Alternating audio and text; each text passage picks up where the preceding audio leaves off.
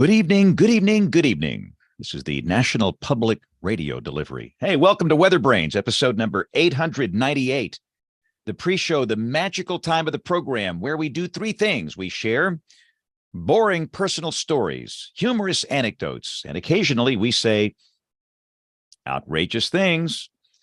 All right, let's get the embed code. I've been late here lately. I don't know what the deal is. It's a busy time of the year. Weather has been active. We all know that. We've actually got some fairly decent storms lurking around on a warm front, but they're fizzling, which is a good thing. All right, so now we're on the television side, and let's start bringing in our guests, and we'll get this thing on the road. This is for April 3rd, I should mention, 2023. Goodness gracious, April 3rd. Anything goes. April 3rd, where I am. So on this date in 1987, we had up to 10 inches of snow. And for those that are new here, I am in the deep south. April 3rd of 87 was not forecast. It was forecast to be a rain. Turned out to be the greatest April snow on record. And also on this date, Jen, what happened in 1974? Super outbreak, 148 tornadoes.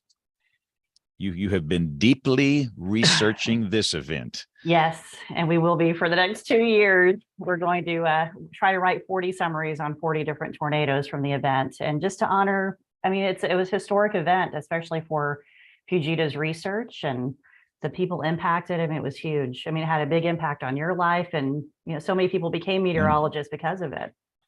Yeah, and there's not many of us left. Most of those that, dealt with it, they have retired or they have gone on. Mm-hmm. I was in high school, and goodness, yeah, I could tell you some stories about that night, but that was 49 years ago. So 50 will be next year of the great super outbreak. And correct me if I'm wrong, that 2011 had a few more tornadoes in the final count, but in 74, we had more strong, violent tornadoes, right? Yes, I think so. And we learned this on our first trip down to Louisville. They called it the jumbo outbreak initially, not super outbreak. It was called the jumbo outbreak. I did not know that. I didn't know that either. Wow. Okay. Well, see, that's why you get on this show. You learn that. I learned. I would say I learn at least 5 new things every week. And when you do this, you better learn. And if you don't, you're in trouble. I have seen way too many pinheads think that they know it all. And no, you don't. As I get older, I realize how much we don't know and how many things we cannot do. And if you don't learn something literally every day, you're getting way behind the train here. I agree. So allegedly, Bill Murray is going to be back on the show tonight. Bill's been on a 2-week bender, pub crawl. I don't see. Now, we know that Neil's going to be 30 minutes late. So he's coming, Dr. Jacobs. And we're about to hit the top of the hour here in 15 seconds for our television. Kim will be a little late, according to Rick. She's probably getting children settled down for the evening, which I think most of us have been there and done that.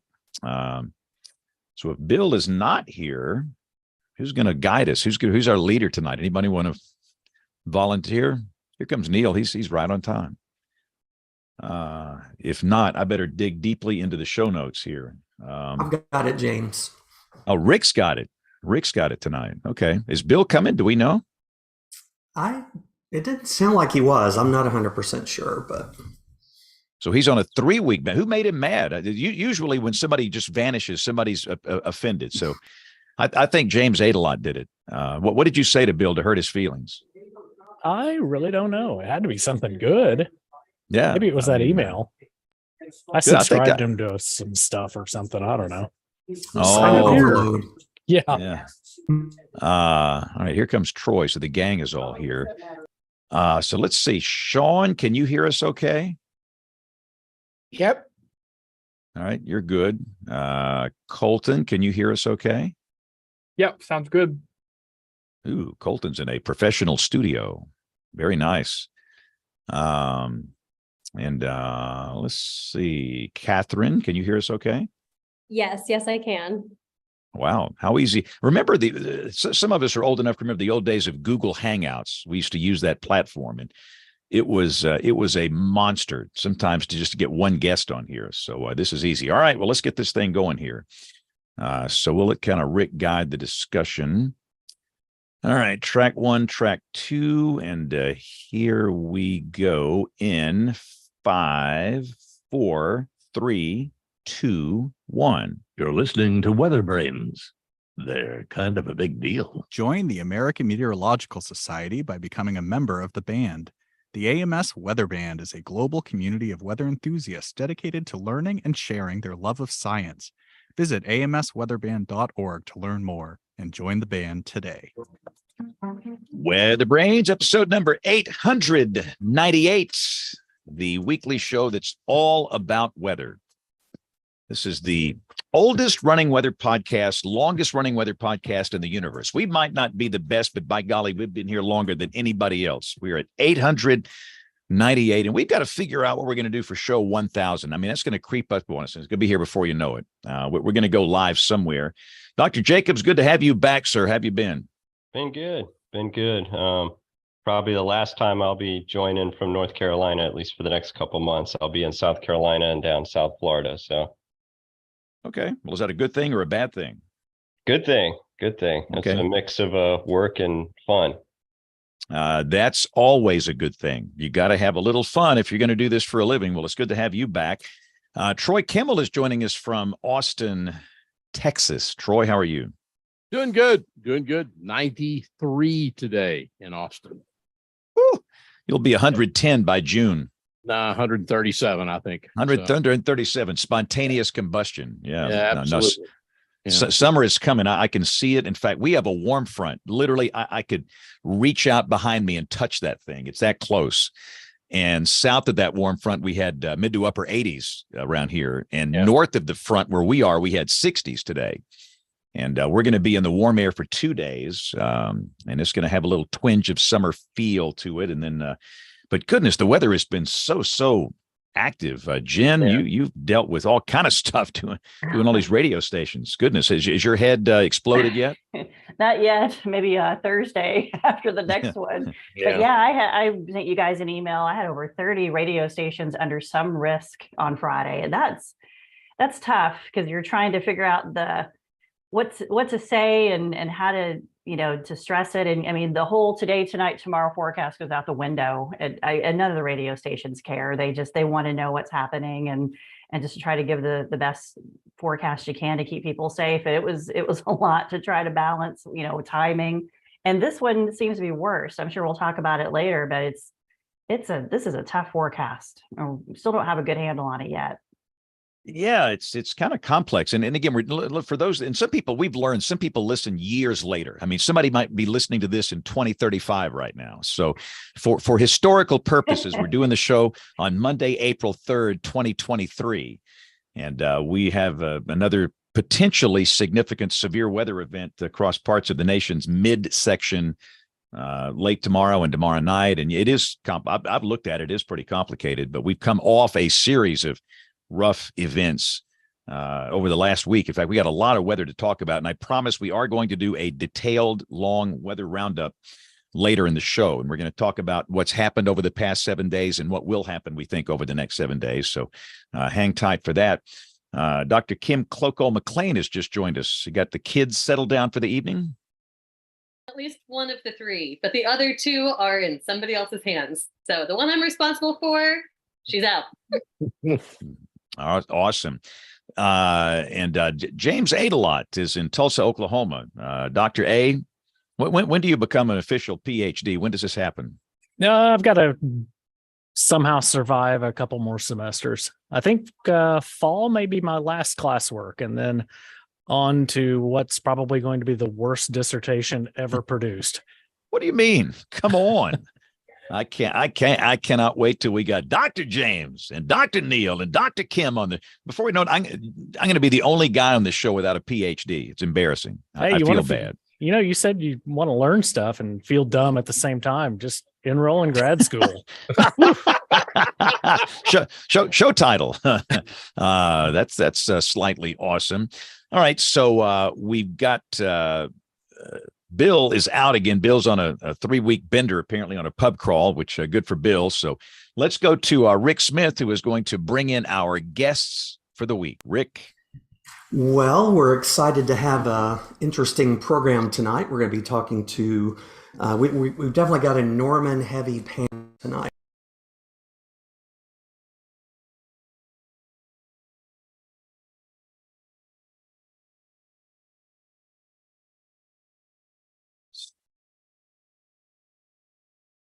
Uh-oh, he went away. Yeah, but I'm about to say, we have this deadly silence here, and I'm thinking it's got to be me because Rick's hear me now? talking. Yes, sir. Loud and clear. I just said the most amazing introduction. Well, the next one is going to be even better than the first one we didn't hear. Maybe not. Oh, maybe not. Uh-oh. We have some audio problems developing at the Rick Smith Control Center. No, when I heard the audio go away, I just thought it was me. It's a conspiracy. Sounded like my first weather tease in the 5 o'clock show. I'm like, oh, whoops. All right. What about now? Whoop. Loud and clear. Okay. Let's try it. I think Third time is the charm. Okay. After this, I'm gone. So, all right. Let's get on with it before I get muted again. We got 3 good guests tonight who do know how to unmute their microphones, and we're going to go ahead and introduce them. We're happy to have Catherine Liberta with us. Catherine is a senior at the University of Oklahoma meteorology student in broadcast meteorology. She's from Silver Spring, Maryland. She's also a senior weather producer for OU Nightly. We're going to be talking about what OU Nightly is here in just a minute. So, Catherine, welcome to WeatherBrains. Thank you so much. Thanks for being here. And we also have Colton Williams. Colton has virtually the same job title or description as Catherine does. He's also a senior meteorology student at the University of Oklahoma, and he's also a senior weather producer for OU Nightly. Colton comes from not Prague, but Prague, Oklahoma. That's one of those mispronounced Oklahoma town names. So I got it right. So Colton, thank you for being here. Appreciate it. Yeah, Rick. Yeah, so glad to be here. Thanks.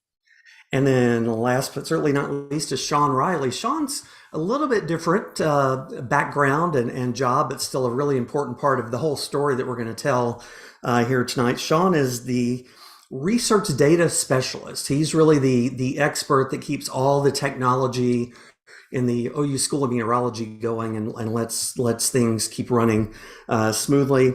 He manages technology for the School of Meteorology. He's also advisor for the Oklahoma Weather Lab, which we can talk about just briefly here in a second. And he's also the weather advisor for OU Nightly. So we've mentioned OU Nightly 3 times now. We're going to talk about what that is in just a little bit. So Sean, thank you so much for being here. Thanks for having me. Well, thanks for not running off yet. So, all right. Well, we usually start interviews kind of the same way. So we'll just kind of go around the horn and kind of get your origin story. So Catherine, we'll start with you. Kind of talk about how you got into this. Where was your interest in weather born, and how did you end up at OU? Yeah, absolutely. So my story is kind of similar to a lot of people. I've always been interested in the weather. I've been fascinated by it since I was a little kid, and I just watched the Weather Channel. I watched local meteorologists all the time. My sisters will tell you that they hated me for it because I always took over the remote and turned on the Weather Channel. But I've always had a love for weather and an interest. And when I was making my decision to come to OU, it's a fantastic program, and I knew that this is the place that I wanted to be. I wanted to be in, the best of the best. So I've come to absolutely love everything about the University of Oklahoma, especially OU Nightly, which we'll talk about in a bit, but it's just been a fantastic experience, and I'm so excited for what's next. All right. Well, thank you. Thank you so much for being here. Colton, we're going to go to you and ask you the same thing. Tell your origin story. Yeah, thanks, Rick. Yeah, a lot of us are kind of the same, right? We've just been fascinated with the atmosphere since we were so young. Like you said, I grew up in Prague, Oklahoma. a little bitty dot on the map, 2,500 people there, but it just happens to be an hour east of the University of Oklahoma. And so, growing up, like Catherine said, severe weather season was like my Super Bowl. Like I loved the coverage, all of that. We didn't have a cellar at my house when I was growing up, so we would go to my grandparents, and I would usually try to be the last one down and the first one out, that kind of thing. It was just so fascinating to me. There was nothing about it that was scary, and so growing up, I wanted to learn more about this, and so as I got older and into high school, I realized I kind of fell in love with public speaking, and I was like, okay, this is only natural that I grew up an hour from kind of the flagship meteorology university in the world, who also happens to be, one of the best journalism schools in the country. And so it all came together. And like Catherine said, got involved in OU Nightly day one at OU. It all has just kind of went from there. This last 4 years has been unbelievable. It's been a blur. I can't believe we're about to graduate, but I'm really, really excited for what's next. So yeah, that's kind of my story there in a nutshell. And congratulations, Colton, for the job at KTUL right over there across town where I turned. That's right. Me and James are what, 3, 4, 5 miles from each other now? Exactly. Are you guys allowed to be on the same program together here? Is this some type of contractual violation or something? I think it was last Thursday, James and I took a selfie together. I don't know if that's allowed, but we did. I think it's market dependent. So is it ever? That's a 2-hour show. Yeah. Yeah. And I won't be here for that one. So sorry. All right, let's go to Sean. Sean, kind of give us your background. You've got an interesting job, interesting background. You play a really important role in this. So kind of talk about how you ended up where you are and how did you get involved in broadcast meteorology? So before I was here at OU, I was I don't know if we still say it's a small company or what out in Huntsville named Barron Weather, Barron Services at the time. That was actually my first job out of Mizzou after I finished my master's. But I came here to OU back in March of 2014. My very first task from the boss at the time was to get a broadcast system, because at the time here at OU we were just using PowerPoint. And amongst all of the other jobs I have, running all the technology for the school and everything, I went out and got that system. And I've been blessed with some tremendous students that I've been able to work with that got me back involved. And we just kept hitting the ground running.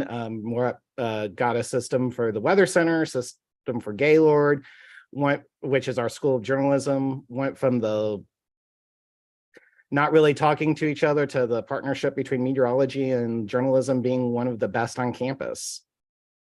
Is the 1,000-foot view. I don't like talking about myself much, Rick. No, we'll pull some more out of you before we're done here. We've still got a long way to go, so you're not done yet.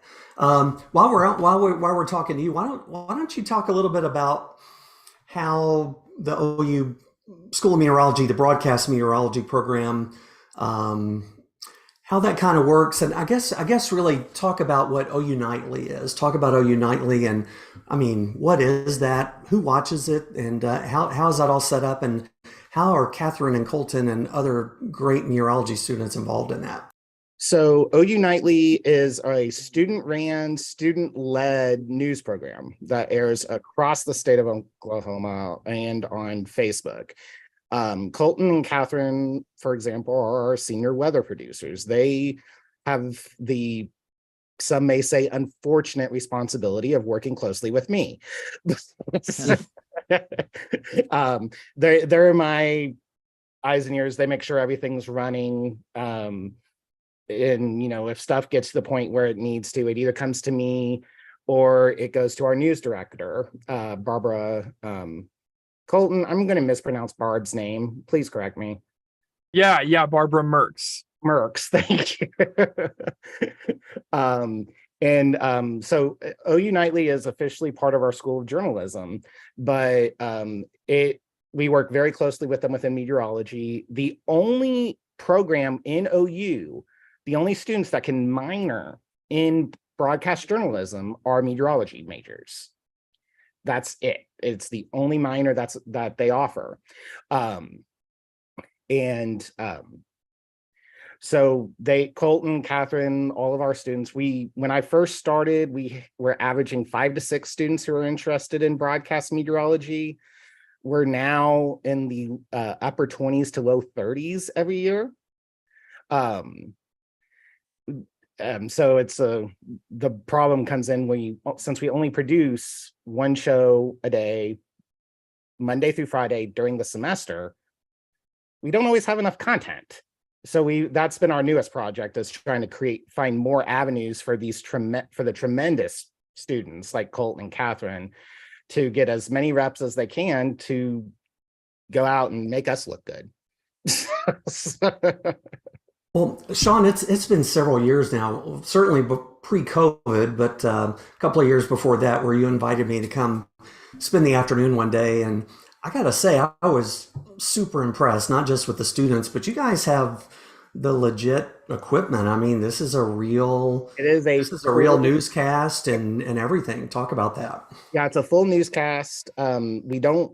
Before they're actually even allowed to, before like a meteorology student is even allowed to be part of the weather team, they have to do a semester of crew where they get to learn all of the equipment: teleprompter, camera, graphics, you name it. After that, they can be a weather assistant where they help behind the scenes. They do that for at least a semester. Then they can try out to be a weather briefer, which we do recorded little 1 minute and a half segments that air throughout the evening on the TV, and we post them to social media. After they've done that for a semester, so we're up to 3 semesters now, then they can try to be on air and be live talent. One of the coveted spots, which Colt and Catherine have this year, is normally their senior year, we choose 1 or 2 to be our senior weather producer, and those are actually paid positions. So that's what the money is always the important part. Nice. Yeah, we had a little dip during COVID, but we've been rocking and rolling back ever since. I probably have to get you out to see it again, Rick. Yeah, I need to do that. Definitely. Sean, you mentioned how many broadcast meteorology students there are now. You said more than 20. Just in my history and just watching people come through the program, I don't know what the numbers are. Do you know what the placement rate is for broadcast meteorology students? It's got to be astronomically high. I mean, there's so many I see that get a job before they've even graduated, like Colton, for example. Yeah, I was going to say, I'm actually going to let Colton or Catherine give that number, because that is a really fun number to talk about. Yeah. So I think since I've been here, everybody, if you have wanted to work in a television station, you've gotten your job. We've got a 100% rate of getting a job. Is it exactly the market you want? Maybe not always, kind of depends on the situation. But still either way, and we get tremendously better and better every single year. In terms of where everybody goes, people typically, we get to pick and choose, which is a big time blessing for us to have. Yeah, that's cool. And I know some that have gone to some small markets, but if they're gone to a small market, they're back pretty quick. I mean, you jumped right to Tulsa, and I think, was it Caroline James that went? She didn't come to your station, but she came somewhere to Tulsa. And we hired Michaela last year, right? Michaela, who's a WeatherBrains former WeatherBrains guest. There's actually an OU grad, Rick, in the last, I think, 2 or 3 years at every station in Tulsa now. Now that I'm at KTUL, so now we've got somebody who's graduated in the last 2 years at every station in Tulsa. So, James, we're taking over. That's all right. No, I have to blow the dust off my old degree, but Yeah, you'll have a new one soon. You can. Our other senior weather producer last year, Hannah Gard, who Michaela was the other one, she started off in New Orleans. Wow. So you guys are doing something right, clearly, and it's cool to see everybody come come through the program with COVID, I kind of missed a whole class, but it's nice to know people like Catherine and Colton. And you mentioned the skills and how they get experience in learning things. I will attest for both of their audio visual, their photography, their lighting, their microphone, and their interview skills, because I've done interviews with both of them in the last 2 or 3 weeks, I guess. So they did awesome, and asked just the right kind of questions, not too hard, not too easy. So I'll attest to that.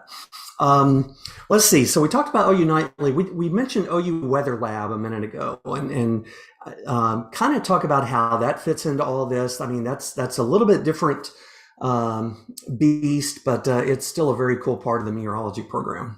Yeah, so the Oklahoma Weather Lab, my other thing that takes a lot of time, is it's a student-led forecasting group. So where Nightly is a student-led and ran newscast, the Weather Lab would be student-ran and led WFO type setup where they're doing forecasting. We actually do radio forecasts for Norman and for Key West, Florida in the Weather Lab. Everyone involved with Nightly is also considered a member of the lab, because you got to be able to communicate whether you're in a WFO type setup or if you're on TV. It's just a matter of audience. And it's cool, the lab being right downstairs. I know some of our forecasters have actually gone down and hung out on an evening shift in the lab, or did presentations or things like that. So it's a cool opportunity for us to get to interact and talk to the students that are down there. So just a very cool setup. They're always trying to rope you guys to come downstairs to talk. So just to kind of butt in here, I think another great thing about the Oklahoma Weather Lab is there is an office space, a little office space right off of the main forecasting area, where it's basically got a green wall in there, and you can go in and practice on the green screen anytime you want. We also have morning briefs down at the Weather Center that freshmen, I know Colton and I both started as morning briefers when we got involved in OU Nightly. And so that's something that we've also students have the opportunity to use, and they can go in there and practice. They have to make a reservation, but it's definitely a great tool to be able to have down at the Weather Center. It's gotten a little bit more tight since I developed a class on how to use Barron software. But yeah, Catherine's right. It's always in use. We've designed the studio at the Weather Center to be more streaming, whereas we have the good old TV station set up over at Gaylord. Okay, we can come back around and talk to some more of this, but I want to get into kind of the core of what we want to talk about with you guys tonight. And this is this severe weather event that happened back on February 26th. I know we talked about it on the show. Kim and I talked about it at least a couple of times about that event. And it was one of the bigger severe weather events in the area in a while. One of the things that made it so big is the tornado was like less than a half mile from our office, but there was a lot of other impacts in the city of Norman. So, and what brought this to our attention was you guys got a lot of notoriety and there was a lot of discussion about Colton and Catherine, you and your team. That was the first time that you had done live wall-to-wall coverage on OU Nightly, doing a severe weather event. Before we get into that event, how did you plan on doing this? Did you know when you went into work on that Sunday that this was going to be a thing? Before we get into describing what it was, talk about how did it happen in the first place? Yeah, so essentially what happened was we had been watching the risk in the days leading up, which, was beginning to look more maybe like a derecho type event, more of it like we knew the storm's going to be moving fast. And so long story short, I've wanted to put together some sort of wall-to-wall coverage for a long time here. And the thing about it was we've got all the equipment, we've got all the facilities. Now the questions were, can we get production staff to stay here till, the wee hours of the night? because we know the meteorologists want to, but, do the directors and the sound operator and all that. So long story short, one of our junior meteorology majors, Coy Taylor, literally put together the most, organized plan. There were like 2-page PDFs going out the day before with, this is what time you need to be on standby. This is what time we're doing this. This is what time we're doing that. And so as a result, now we had, because I kind of knew how to tackle the on-air piece, right? Like I knew Catherine and I and Josh, our other on-air meteorologist, like I knew that we could tackle that piece, but I just didn't know how to do the behind the scenes part, which, is, I'm sure, James, you can attest there's just as much of that going on during severe weather coverage than there is what's on screen. And so with his help, now we had the behind the scenes figured out. We had this thing kind of figured out. And, at first we weren't sure, okay, are we just going to be standing in front of a radar the whole time? And I know we'll get into this more, but it really transpired into a lot more than that, and something that I think was really, really cool. So yeah, that was kind of how it came about. At least it was a lot of help from Coy. He was big time help. That's awesome. Well, Catherine, let's just kind of get into it. Let's talk about the event. It was kind of a prolonged event. The stuff began as far as the area that my office is responsible for, but kind of talk about when you guys jumped into it, where the storms were, what was going on, and what did you focus on? Did you focus mainly on Norman, or kind of talk about your strategy as this thing began? Absolutely. So, we came in around 4:00. We wanted to be prepared that afternoon to jump into it as soon as possible. And around 5:30, I believe, is when everybody started to get together, kind of work out exactly, okay, this is what we're going to do. And then I believe it was around 7:00. Correct me if I'm wrong, Colton. 7:00, we started to do cut-ins. We did you kind of went on and just did as long as you wanted. Started to do some cut-ins, and then around 7:30, 7:45-ish is when we started to go wall to wall. We had all three of us, Colton, myself, and Josh, had done a cut-in. And then after Josh's cut-in, we just continued on.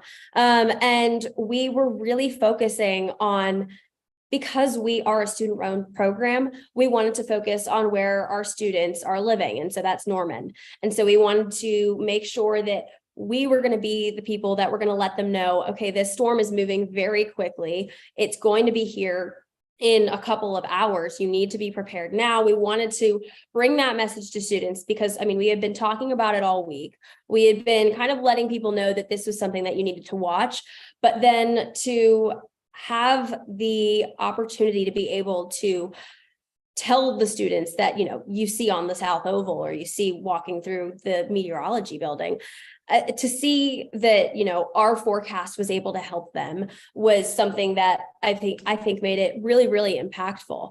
And that was, we continued on till about 11:30 that night.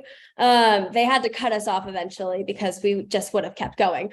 But it was a fantastic experience to be able to, I had my friends that were sending me pictures that they had put us up on their screens. They were all sitting around in their living rooms watching OU Nightly because they said, you guys are talking about Norman specifically. And so that was something that I thought that was really, really great about the coverage that we did. Did you guys ever do wall to wall before this? Was this something that I'm seeing you guys shake your heads no. So this was something you kind of figured out on the fly, right? Is that something OU Nightly was even prepared to do, had contemplated before? Like Colton had said, we had always talked about doing some sort of continuous coverage, whether it was winter weather or severe weather, but in the past, we haven't had the people that have, wanted to help out, especially on the production crew side. But this time, or the severe weather came, once we were off the air or out of school. And so to have this opportunity and to be able to get the production crew together and to be able to get all those people together, it really was kind of learning as you go. My first cut-in was a lot worse than my last one. And so we were kind of learning on the fly as we went on throughout the night. So I know that, okay, James has a question after me, so I'll just wrap up with one other question.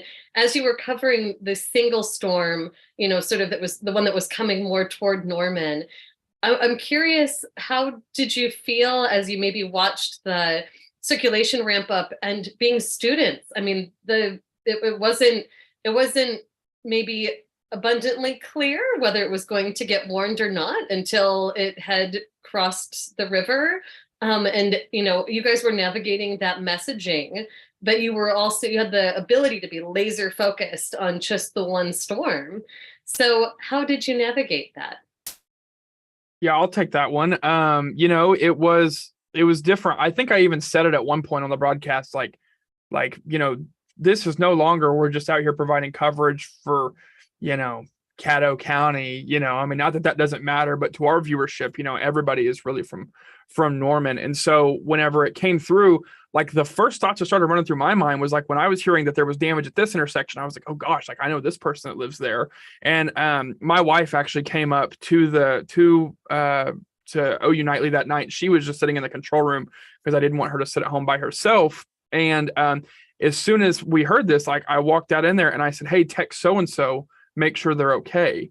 This, something that, you don't always have the opportunity to do whenever you're trying to do TV coverage. And we were very balanced that night in terms of being a team, which was really neat. But yeah, watching it come across, like I joked the other night, we were at this barbecue restaurant in Norman, and I said something like, when I saw the circulation on the map, I thought, oh my gosh, that place is gone. And, it turned out to be okay. But, ultimately, whenever it's your community and the landmarks, the intersections, it's a very, very different situation, because we weren't dealing with an EF5 tornado or anything, but it turned out to be somewhat damaging, and so ultimately it was definitely different than just tracking it through, again, rural Oklahoma. I've got a question for all three of you all. How are you distributed through Oklahoma? I know you're Cox Cable in Norman. Can people watch you on a live stream or YouTube, something like that during things like this? And does that get into your coverage decision? And do you know how that breakdown works? Are most of your viewers on Cox Cable, or how does that? James, we are on Cox Cable in Oklahoma City, Norman, and in Tulsa. And then we as well, every time OU Nightly cuts into programming, we go live on Facebook and on YouTube, which is where the majority of our viewership comes from. I mean, in this day and age, I mean, I know you guys know this, that's where a lot of the driving forces are. So that night in particular, like we at one point had like almost 1,000 concurrent viewers. And I was like, who in the world has found us? And, ultimately turned out to be folks who heeded our warning, which was wonderful. And so, yeah, that's normally where we distribute most of our content to, is to social media, but we are on Cox as well. So will that factor in the future into your coverage decisions? If you've got a lot of people, I don't know, Caddo County, you brought it up. Are you going to start doing that? I think we had come up with a DMA because, we don't necessarily have a DMA, designated market area of where we cover. Throughout the night, we didn't necessarily go into it deciding that we were going to focus, very, very fine tune on the Norman community. As the tornado approached Norman, we decided let's focus on this. But yeah, we did draw up a county map, not where we would start carrying, but that was where we would, okay, so if they're in this counties, we're going to do cut-ins. If they're in these counties, we're going to do wall to wall. So we did have a map drawn up, but it turned out to become very hyper-focused on Norman, which, ultimately was good. So. Got a question, Colton and Catherine, real quick, and I'm putting dots together here, so forgive me if I'm wrong. But so and Sean as well. So you are actually in now the TV studio. You're not down in the weather center, right? And I guess my question, it may be more directed toward Sean in that kind of environment. James in Tulsa, James in Birmingham. We know in TV stations and radio stations where I've worked, we know how we're going to get the warning information. But Colton, how did you and Catherine, how were you able to get this? I assume Sean's got this set up in that studio so you can get it. But I'm just wondering how you got that information in real time to keep the live broadcast going. Troy, it's interesting you asked that question because so on our Baron computer, Mhm. we get the live data just like anybody would at a television station or on radar scope. However, and Catherine can talk about this, she was on the wall when we had a power bump and we lost power. And I'm sure you guys know the storms, we were reading severe thunderstorm warnings. They were moving 80 to 90 to 100 miles per hour that night. Yep. And so I got back on the wall because they started approaching my hometown. So I got back on the wall. And as I'm on the wall, I'm sitting there and I'm going, okay, I was like, did Rick Smith fall asleep? Like these warnings are way delayed. And then I realized, okay, we have lost our warnings. So my first instinct, I literally grabbed my iPad, I pulled up radar scope and I just started watching. And at one point, our meteorologist who was on the Baron machine started using our telestrate tool to just draw the warnings for people. It was so much ingenuity. I was so proud of Josh for just literally I was looking down at my iPad and I looked back up and there's a little warning. It was very scribbly, but it worked, right? Kind of an ingenuity moment that I was proud of that night. And ultimately, maybe we'll figure out how to, keep our warning data once we get power bumps. But we had live power data or live warning data until we lost power. And then from there, we had to kind of roll with the punches. I'm impressed. Catherine. I mean, we sit there and most TV people have at least the access to chat, which is going to sit on a computer nearby. And I have no idea whether Rick has, where we've made that available, but it's just another tool that we have. I'm just trying to think, and from what I hear, y'all did an amazing job. Even when things slow down and even Colton, the power hits, keep on going. Yes, and thank you. I mean, one of the things, we had that computer set up with our Baron radar, but right next to it, we had, you should have seen the desk on the weather side. I think there were about 6 computers. One had the NWS chat up. Everyone was on Twitter as well. We had all of these feeds up because we wanted to get the real-time information. We wanted to get the information in real time. So, well, we gotta thank Sean for. This is all part of. Really and truly, it sounds like you've got a TV station weather office over there. That's what I was worried, kind of being separated from the National Weather Center. No, we have one over there. We have a full weather office over there. Good. And that night I had just recently gotten married, so I had a thing with my wife that night. But right after the tornado went through, about a block from my apartment, I was on the phone with Catherine trying to troubleshoot the warning issue. Yeah. Hey, Sean, when was I out there to see you? Was it 2015? 2015.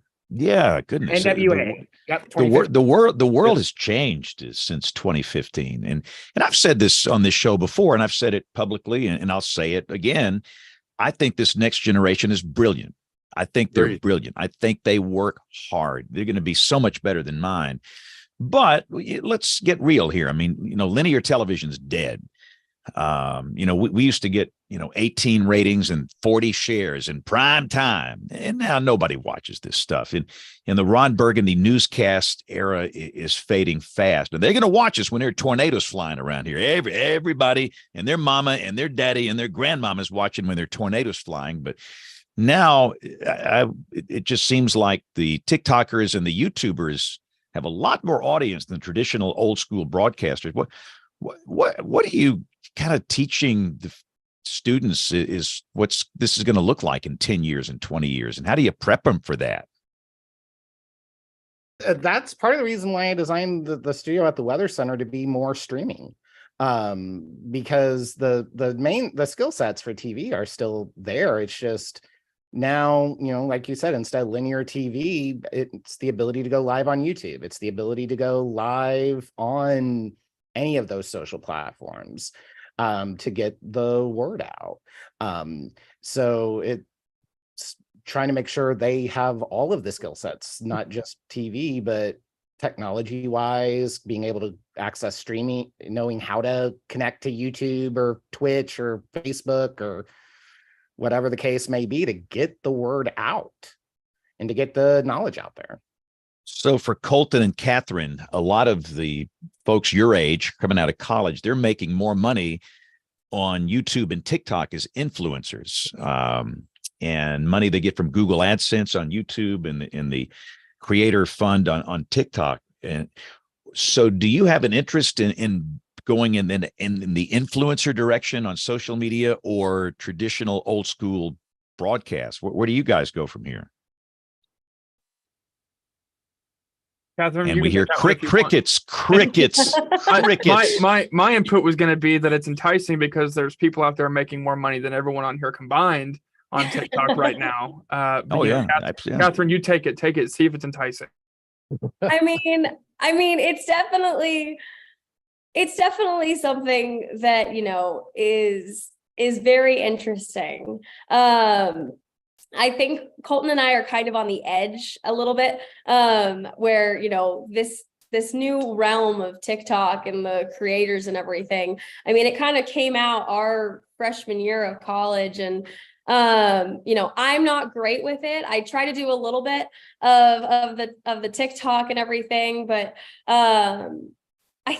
I mean, for me, I think it's really important to be able to have all different types of audiences, you know, to have your Twitter audience, to have your Facebook audience. But I mean, TikTok now has just expanded and grown so much over the past couple of years that I think it's really important to be able to, you know, also communicate with that group of people on that social media platform. So it's definitely interesting. It's definitely now are you on TikTok now?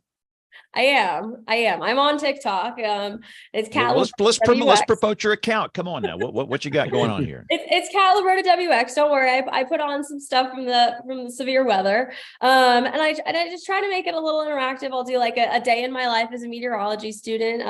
I think I only have like 4 videos right now. It's really it's new, but well, I'm the world's worst, and because I don't dance, I'm not funny, and I don't cuss. And every time I turn on TikTok, that's all they do. They're dancing, they're funny, or they're cussing. One of the three. I'll do severe weather over there because I have to. That's where young people are.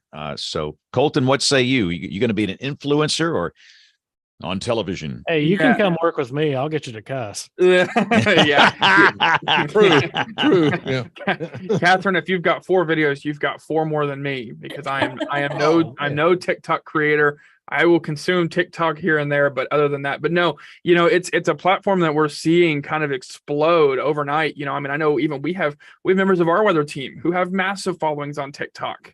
You know, and like James said, that's where the young people are. You know, like I remember growing up, you know, I would watch Gary England do severe weather coverage in Oklahoma City, and his one of his lines would be, you know, okay, this tornado's headed for, you know, wherever, for Chickasha.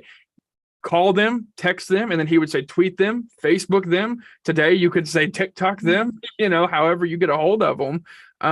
Is, you know, if it's a way to reach people, it's a way to reach people. So, you know, and I think we have to be dynamic in this business, which, you know, Catherine and I, we laugh because I think we feel old because all the youngins around here are using TikTok and we're not. And so, you know, maybe we need to try to get with the times. I don't know, you know, maybe if James will take it on, maybe I will too. We'll try. So, and again, I firmly have full confidence that your generation will figure this out. And then the thing is, you can get a gazillion views on some of these social platforms, but guess what? They might go away tomorrow. You don't own them. They're not yours. And the monetization, you might be making $800,000 a year on TikTok or Facebook or YouTube, and that might go away tomorrow. You just don't know. And, you know, there's a lot of ifs with all this stuff. But at the same time, we're charged with mitigating loss of life when there are tornadoes flying around here. And we have to use all these tools in the shed. But it's a complex kind of thing. But I get the idea that both of you still want to keep your toe dipped in traditional broadcast. Okay. Yes. Good. Yeah, definitely. Good. Okay, good. So when I drop dead, see, now listen, nobody's applying for these jobs. Rick Smith, nobody. I mean, goodness gracious, nobody wants to work in this business anymore because it's not relevant to the next generation. And I don't blame them. Look, it's just not relevant to a lot of old people either. And I used to have 200 applicants for a job opening I would have here. If I get 5 now, I'm lucky. Nobody wants to do that. They all want to do tornadoes. They all want to do tornadoes, but nobody wants to do the daily routine, which can, where you're, on TV and you go on this good, hey, sunny and 75 tomorrow. I mean, nobody wants to do that anymore. And one more thing for you, Sean, and I'll stop talking because I don't mean to hog the conversation here, but if you watch all the hipsters, the YouTubers and the TikTokers, they don't do the green chroma key wall, that they've got a little box going and they got the stuff going. What's the future of the visual side of this, you think? Is the green screen chroma key stuff going away? No, I don't think so. Our streaming setup at the Weather Center utilizes a green wall. It's just a matter of I think some people, especially in the with the newer tech, they aren't necessarily knowing how to set up chroma keys and stuff like that. But it makes a huge difference having the wall and being able to point and explain. And now that we have some open source software packages that can do it in the software like OBS, it's pretty straightforward to set it up. Yeah. I promise I'll stop here, but I think the key wall is still important because you are presenting your body language. Your people can see you. They can read into your eye contact. I mean, there's so much they can read into there. And I still think it's critical to be on that green wall when there are tornadoes flying. I just think it's important. So I'm glad that's not going away. James, I'll say quickly, you asked if we're still kind of geared towards the traditional side of TV. I think this is true probably in Oklahoma and where you are in Alabama.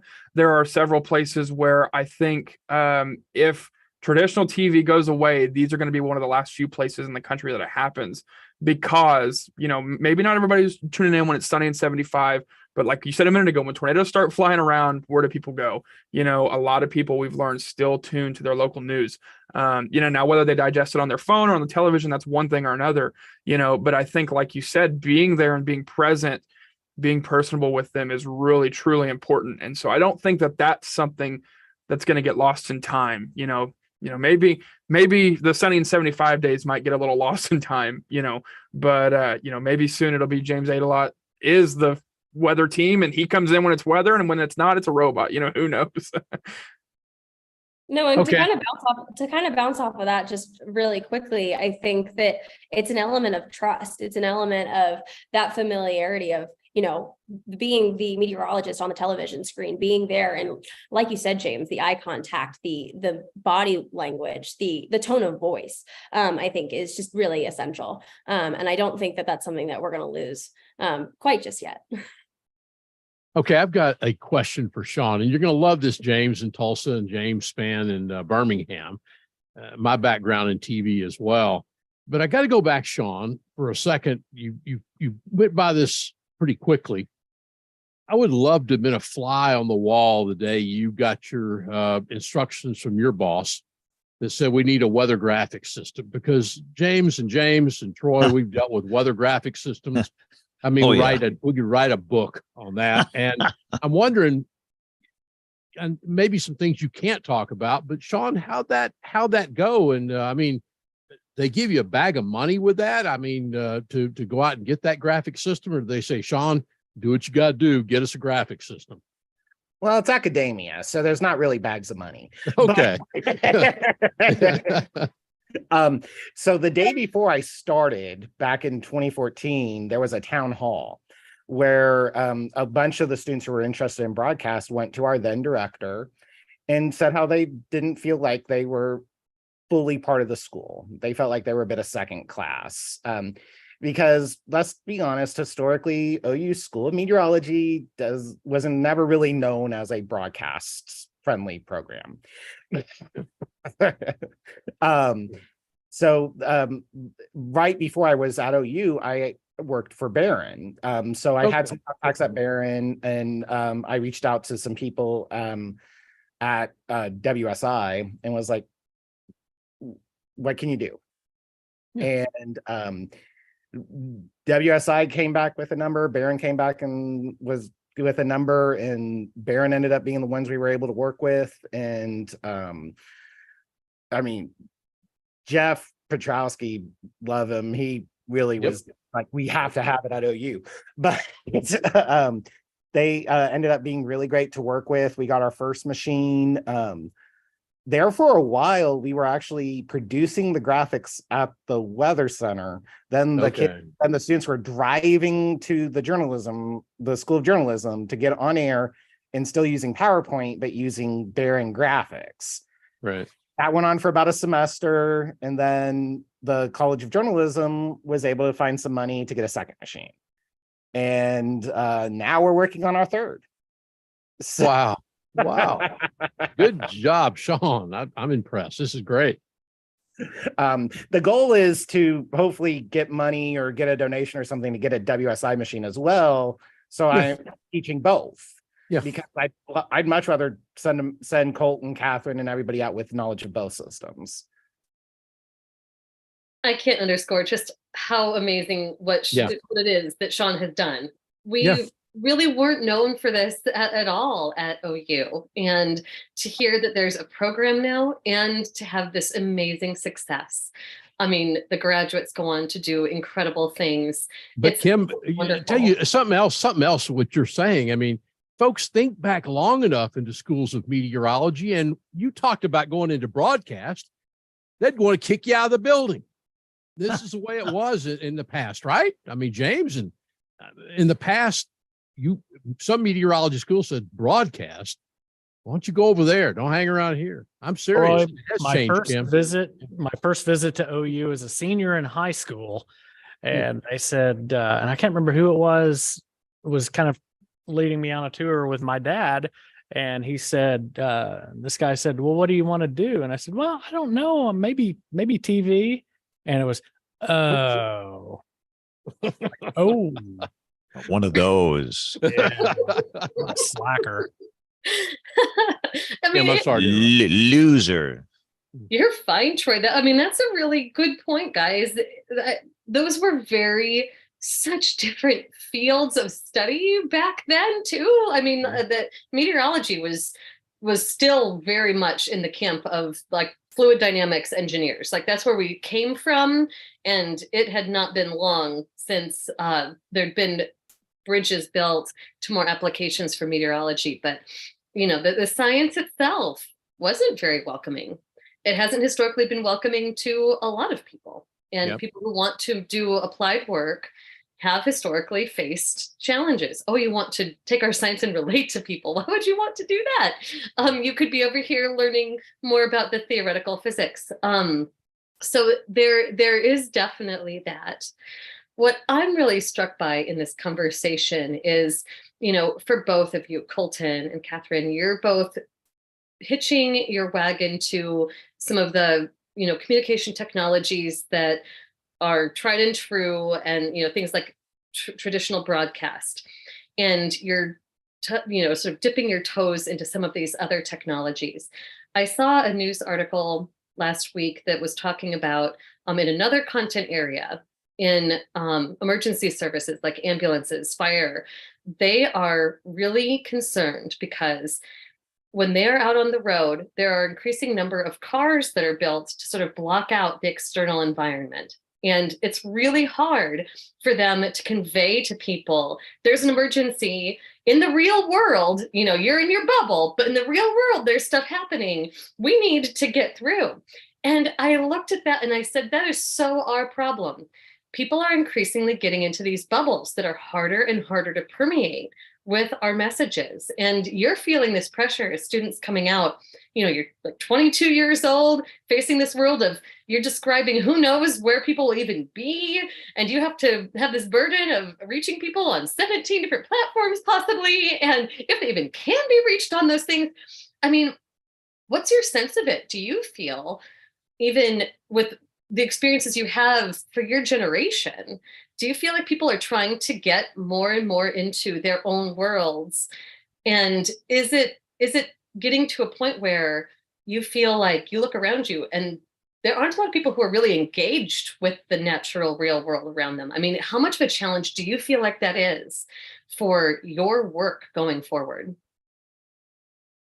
Kim, I think, what used to, you ask anybody, especially in Oklahoma, I'm sure it was true in a lot of places, during severe weather season, everyone's like, okay, I got my weather radio. It's right here next to me. As soon as something happens, I'm going to know about it. People have ditched those nowadays. And I think it's, genius what we've done, what the telephone companies have been able to do with the emergency alert system that literally can jolt somebody out of bed, and like you said, like this right here is the bubble that everybody lives in now. And so to design a system that can override everything that you're doing and can get you out of that bubble and alert you, I think is genius. Like when I was a kid, during severe weather season, we would sit out in the garage, and then when we would hear like the beep beep beep noise, that's when you would turn your attention to the TV. We've just had to be innovative about every decade or so to come up with a way to grab that attention. And I think that's the way that works right now.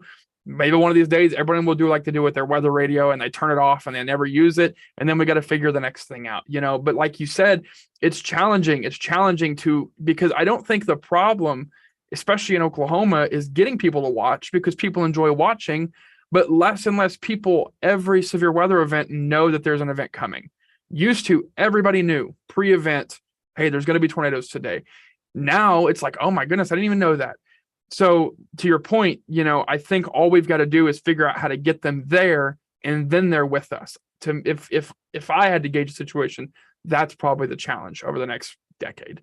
Getting that situational awareness before the CMAS text alert, they have to know. And you know what? The social science literature on this suggests that's right. In order to successfully take protective action, you have to be in a space where you're prepared and you have your ducks in a row. And it takes a lot. It takes time. It takes more than like a second. It takes time to process all of that and come to the right kind of conclusion. And I'm really interested, Catherine, Colton comes from Oklahoma. So he's making these observations from an Oklahoma-centered perspective, where we have people who, they maybe traditionally were always very aware of the longer range forecast. It's sort of part of the culture here. You are from Silver Spring, and you don't necessarily get events all that often, but you just had one. I mean, Delaware, not that far away, just had its first tornado fatality in many years with this last convective event on Friday. So what's been your observation there? I mean, is there a dwindling awareness, or did it never even take off? I mean, I can even say that, when I came to Oklahoma for school, I'd never seen a storm shelter before. Never in my life. I mean, my freshman year, I went to one of my friend's houses, and we pulled into her driveway, and the garage door opened, and I said, oh my gosh, is that a storm shelter? And she was like, yes. And I mean, I'd never seen one. I was like, can you open it for me? I mean, the weather nerd in me was like, I've never seen one before. I think that's so interesting.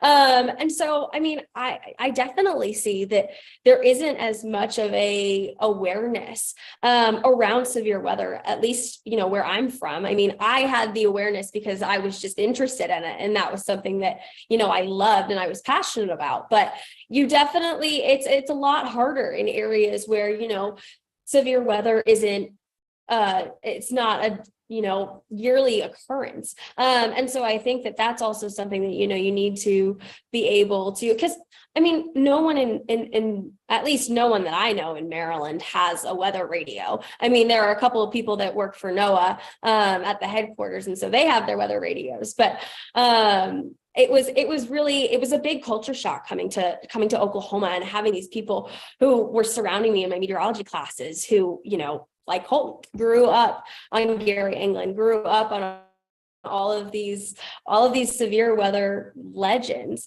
and great people who, have built a foundation around severe weather. And so it's definitely something that's difficult to kind of convey as well. So I think that's definitely something that is something that we're going to have to, getting information out to people who aren't as familiar with it as people in Oklahoma.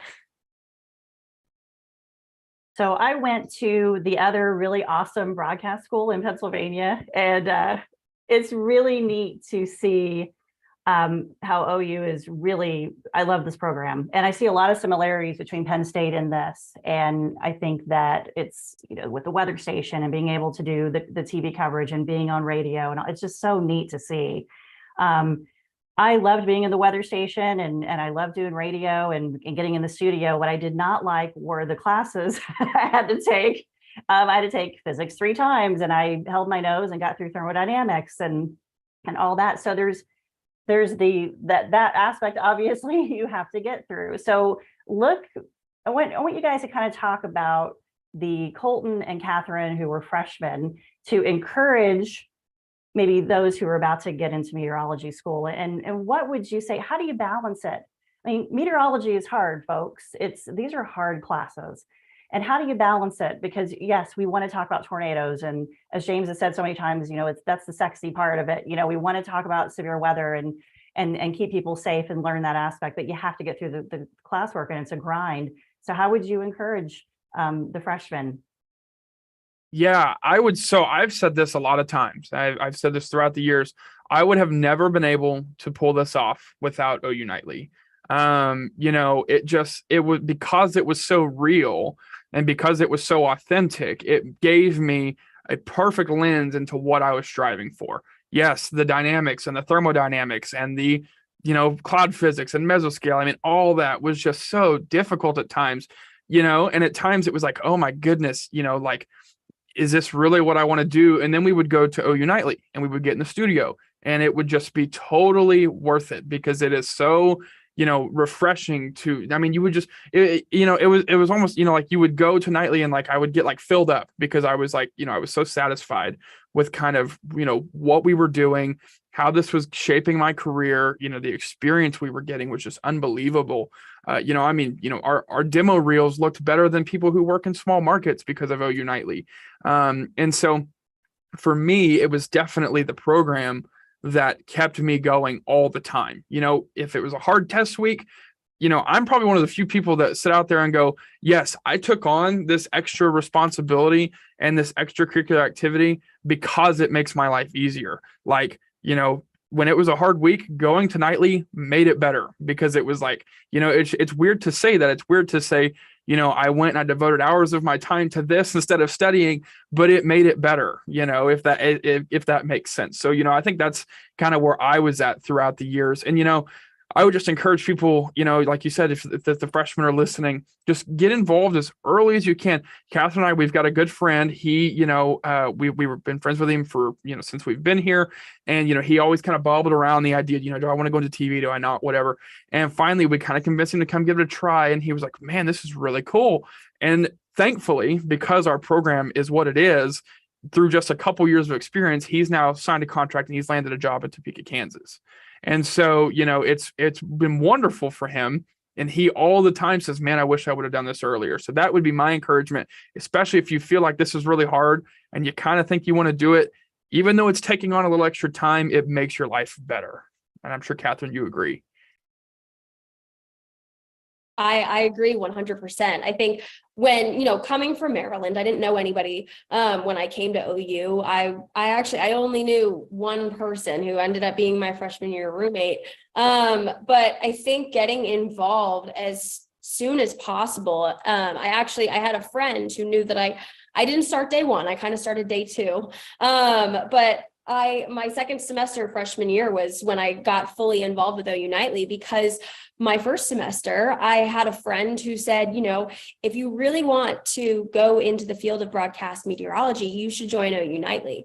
And I signed up. I texted the senior weather producer at the time, and I said to her, this is something that I've been passionate about all throughout high school. I mean, I started the weather program for our high school news program. And I said, this is what I want to end up doing for the rest of my life. And she said, okay, great, come join OU Nightly. And so I think I kind of agree with Colton that Nightly has been a bit of an escape, and I also think that what really pushed me through was, my love for meteorology, but also the people who are in the classes around me. I don't think that and I think Colton would agree. I don't know if we would have made it through without people who were going through the same classes that we were. if I was having a bad day, you know, I could always rant about it to Colton because he was, you know, going through the exact same homework assignment, or he was going through the exact same, you know, week leading up to a test. And he's like, you know, I get it. Like, I understand what you're going through. So I think having that great support system is something that really, really helps you make it through this difficult course load and difficult major. So. Another thing that was unique for us was that, you know, our primary college is, you know, if folks, you know kind of how OU campus is laid out. The School of Meteorology is separate from the rest of the campus, down the street, down in its own building, which is great. Like, it's really nice to kind of be away from, you know, the hustle and bustle of campus sometimes.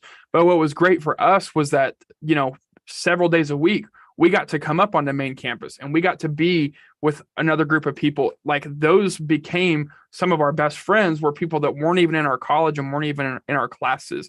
Was that, you know, we developed bonds with people in an entirely different college. I feel like that was a really unique situation on our campus, was, you know, feeling like we belonged to two different places, which was wonderful. You know, it was really cool to feel like we, you know, kind of had two different homes on campus, and kind of still do. You know, I'm going to miss Gaylord College just as much as I miss the College of Atmospheric and Geographic Sciences here, you know, when May 15th comes. Exactly. I wish I could walk in both graduations. I mean, that's how much I feel like I've been involved in Gaylord College, as well as the College of Atmospheric and Geographic Sciences. So. That's so great. Colton, we want to loop back around to the kind of the wall-to-wall coverage. We talked about the storms impacting Norman, but the storms didn't stop there, and you guys kept going, and actually storms impacted another place you care a lot about. Yeah. And, you know, they were hauling too. You know, so it's kind of funny the way, I live just, you know, an hour northeast of Norman. And so, you know, knowing from my experience growing up, we always watched the severe storm coverage when they moved into southwestern Oklahoma.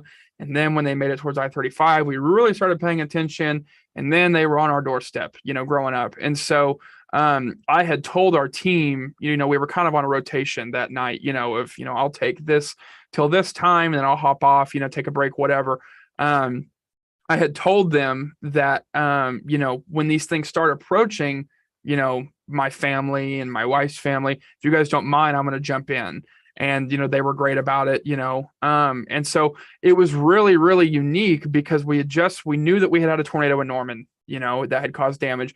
And now the same cells that were racing eastward, now they're heading towards not only friends and family, but extremely familiar territory to me. You know, like, I think they were laughing at me at some point because, like, you know, we were talking about an intersection. This is where the mesocyclone was. And I was like, okay, that's, you know, that gas station for the folks in the area, you know where that is, you know, this and that, you know, and it eventually tracked. So, you know, right over my grandparents' house and over my wife's grandparents' house and onto my hometown, you know, tornado and severe thunderstorm warned nearly the entire time. And so it really became different at that point, because then I go from caring about friends and places I care about, you know, in our Norman community. Now I'm going back to my community, right? Where I know that there's definitely people watching, definitely people who will take the warning if we give it. And so, you know, you got to be careful. It was probably the most authentic moment I've had doing this at OU. And it was like kind of heavy at times, thinking about, like, you know, this is like a tornado warning storm that could develop a tornado over homes of people that I very much care about. And that was definitely a different feeling than it's racing towards campus, right? It went more from being like, okay, let's cover this from the news angle, to like, this becomes kind of personal now. You know, and so ultimately it did damage to like some of my wife's family's homes and things like that. None of my close family lost anything, you know, so ultimately it did cause damage that I got to see firsthand, but thankfully, you know, it kind of laid back as it made its way, you know, kind of up the road towards where I was from. But so it was definitely different. Tornadoes affect real people at a real place at a real time. And at some point, you know, you're going to deal with what you just talked about, Colton. And I mean, it's a whole different set of circumstances when it's very personal like that. Colton, I got to ask, is that your real hair? Yes, this is my real hair. Now, you got any product up in there? I mean, what's the deal here? I don't think so. I worked all weekend, and so I usually kind of let it go during the week. No, Wow. it's not a wig, but my wife says it's getting gray really fast. So maybe next time I'm here, it's not going to look like this. Okay. I'm fascinated by hair. That's my question. Most of our guests is that your real hair? Well, that's a good look right there. So It's real TV. You're getting gray hair. yeah, it's gonna be gray before we know it. I'm afraid. Or you pull it all out. Okay, it's one of the two. So, Sean, one of the issues I think I see more and more of now, it's mental health issues and young and old meteorologists that deal with the public and the masses. And most people are doing media. How do you prepare these students for what they're going to deal with, the intense negativity that they'll see on social media, for the young women, the sexual harassment? We did a whole episode on that. How do you prep them for that? It's been tough. One of the things that I end up doing a lot is, whether it be for the whole weather team or for every time I teach my class, for the people in my class, is I have friends who have been in the business for a long time come in, and I tell them, don't sugarcoat anything. Be completely honest. And just try not to hide it. It's tough. Mental health is a real thing in this field, and it's 10 times harder in broadcast. But it's just trying to be honest with them. Some of it comes from their internships, and getting to see, like whenever they intern with James, getting to see what his responses, or a friend of somebody I went to school with made a image of all of the comments that she received during some flooding in Nashville. And that's saved that in a folder that I refer back to many times in my class of, this is what you have to prepare for. I'm not going to sugarcoat it, and it never needs to be sugarcoated. Well, I've always said that I've had this as my policy for years. Back in the old days, we had email. And back in the really old days, we had snail mail that came in the United States Postal Service. But with the email stuff, to this day, I've still got the folder. It's hate mail. And then I've got good mail. And if I ever think that I'm something really special, if I'm kind of a big deal, I'll just go read some of the hate mail messages, and it will bring me down, which I need. And then if I'm really down, and if I feel just like I'm lower than a snake's belly, I might go read some of the good ones. And that has helped me through that. But of course, now they come fast and they come furious on social media. And people all the time say, well, just get off social media. Well, it doesn't work that way. My job is to reach as many people as I can. And with fewer and fewer and fewer people watching television, you have to live in that social media world. And when you live over there, it's a really good thing and it's a really bad thing. The good stuff, you get so many images. Goodness, we had a horrible, horrible crash here last night of a lifesaver helicopter where two of the crew on board were killed. I had 16 images of that crash site within 5 minutes from different angles, because people know that I respond. I'm thankful for what I get. And I didn't post any of it because we had loss of life and it's not appropriate, but I got it to the news department where they could see it. And it's marvelous. Tornado video. Goodness, when people see it, they'll do something. And you can't have a million sky cams. Everybody's got a phone. And I get these images and pictures, and it's great. But at the same time, when you're in that world, they are going to hate on you. I mean, they are going to hate on you big time. You're going to hear some stuff that will astound you, that will mess with your mind, that will stay in your mind for days, if not weeks, if not months, if not years. For the young women, they're sexually harassed. And, but I think we have to be there. And, and Rick Smith, you've done a great job of kind of focusing on mental health as well. Nobody wants to talk about it. Every family on this show, every one of us, all of us, at some point in our families here, we're affected by mental health, and we just don't like to talk about it. So that was one of the big things. But we're going to do a long weather roundup here in a second. We're going to get into the last week and what's to come. But for Colton and Catherine, where do you want to be in 10 years in your career? Go. Catherine, go ahead. Okay. In 10 years, I would like to make a difference. I think that's kind of the biggest thing for me is I want to be a well-rounded meteorologist. I want to be able to forecast for all types of weather. And I want to be able to know that I've made a difference, that I've left an impact on somebody. I want to, be the person who can inspire somebody like the people that I watched when I was growing up, seeing the meteorologists on the television screens. I mean, I was inspired by them to come into this field. So I want to be that for somebody else. And so hopefully in 10 years, I have done that. And if not, maybe in the next 10. So. Yeah, no, that's great. To me, I've been in Oklahoma my entire life. Staying as an Oklahoman has kind of always been my goal. I love this state. I love this place. I love everything about it. I've lived, in between Oklahoma City and Tulsa my entire life, spent the last 4 years here in the Oklahoma City metro. Now I'm moving on to the next chapter in Tulsa. I'm really, really excited about that. So I anticipate in the next 10 years to be in Oklahoma, still on television, like you were saying, everybody kind of takes up sort of something that they feel passionate about, like whether it's mental health or whether it's even weather related, like severe weather awareness, like if that's something they're very passionate about, that's, something that you just kind of find what you like and what you're passionate about and what you're doing. And, for me, I don't maybe guess it's just totally evident to me yet, what I do outside of the television industry, because, for the last 4 years, it's just been school. And, I've already started my job in Tulsa. I was on last night. I did our 5 and 10 o'clock shows. And right now for me, it's when I'm not working, I'm doing school. And, and I was talking to my wife on the way home last night about, I don't know what I'm going to do in my free time here come May 15th. Like I'm going to go to work and then I guess I'm just going to come home and sit on the couch. So I am somebody who absolutely cannot do that. I will drive myself bonkers if I do that.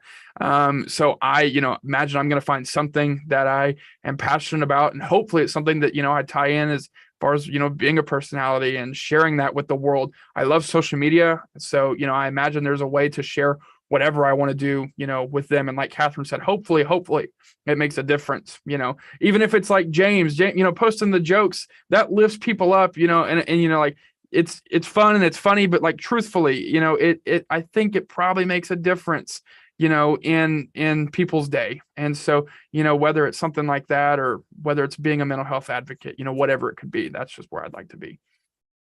But you work at KTUL, right? That's right. Yeah. Okay, so we're like brothers here. I mean, that's we work right. for the same company. I mean, ABC, wow. Same company. That's right. Yeah. Well, it's a Sinclair.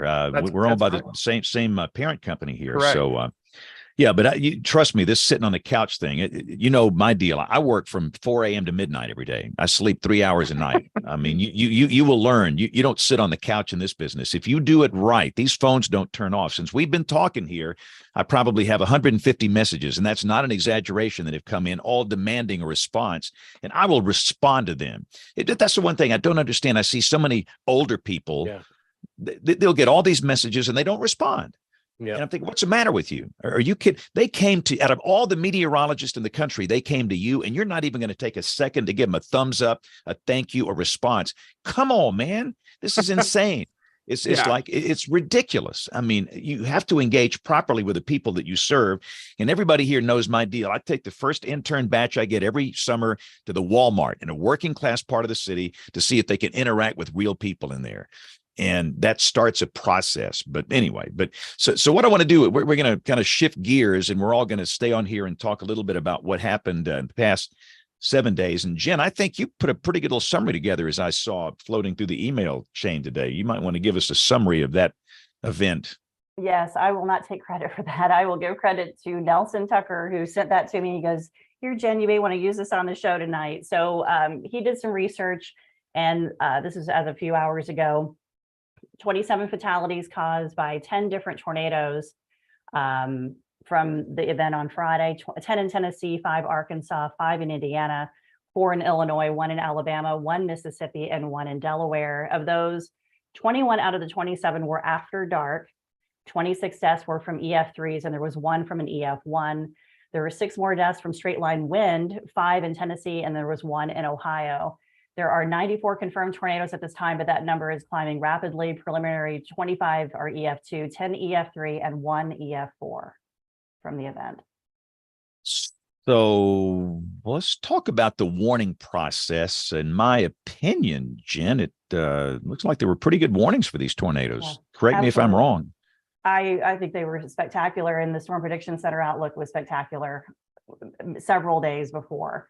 I think it was 5 or 6 days they had started highlighting the area, and it's been just fantastic. Weather Liz, we had her on a couple of weeks ago. I think she put out that outlook about 5 or 6 days ahead of time.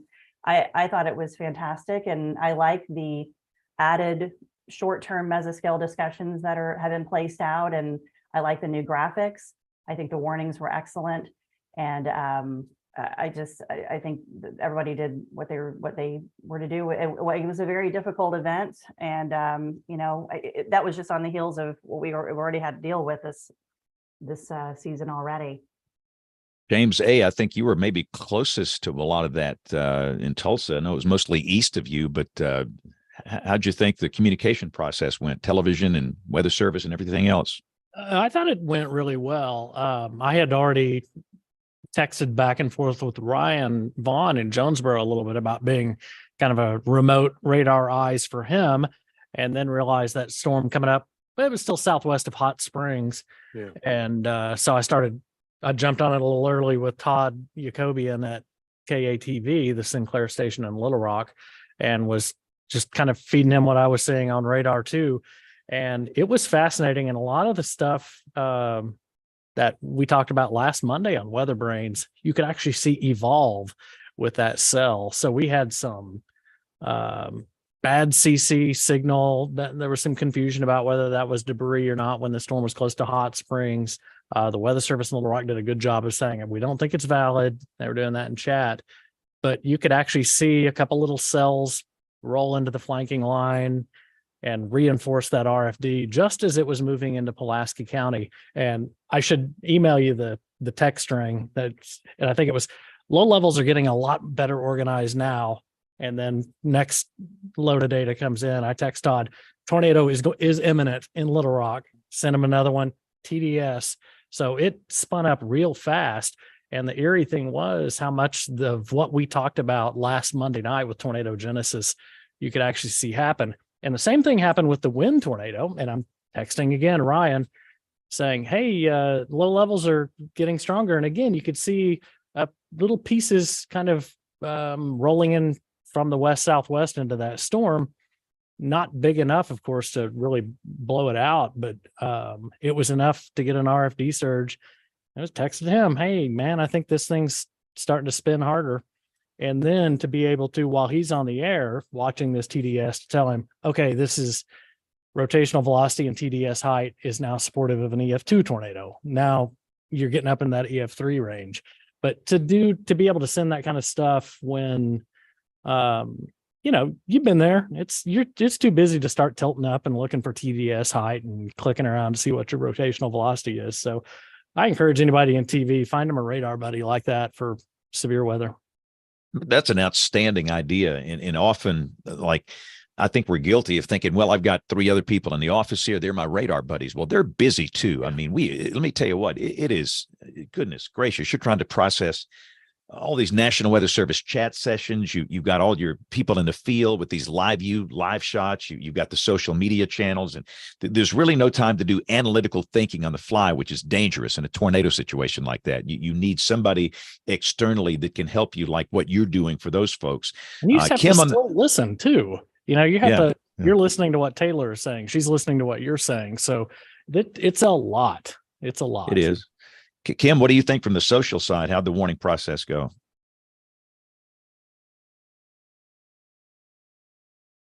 Yo, Kim.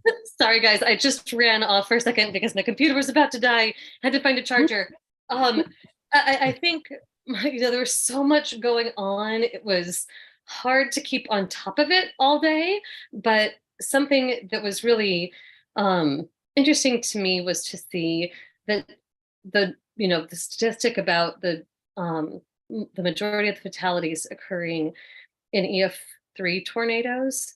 And I think Rick put it into chat that we know that a large share of the fatalities occurred in mobile and manufactured housing. And you might look at it and think, gosh, this outbreak was so large and there were so many tornadoes.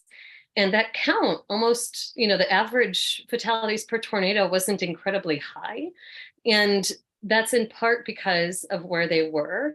The northern US, not only do they also have more basements there, but they also have a rural population that's more sparsely distributed. If you look at a population density map of the United States, the southern states, rural Alabama, you have a lot more people per square mile than you do in rural Indiana. So you got all these pictures of storm chasers who were out there, like in Iowa, those really picturesque tornadoes. I think a lot of us saw there were the two tornadoes at once. Yeah, sexy pictures. Yeah. Sexy pictures. Oh my gosh, they were beautiful pictures.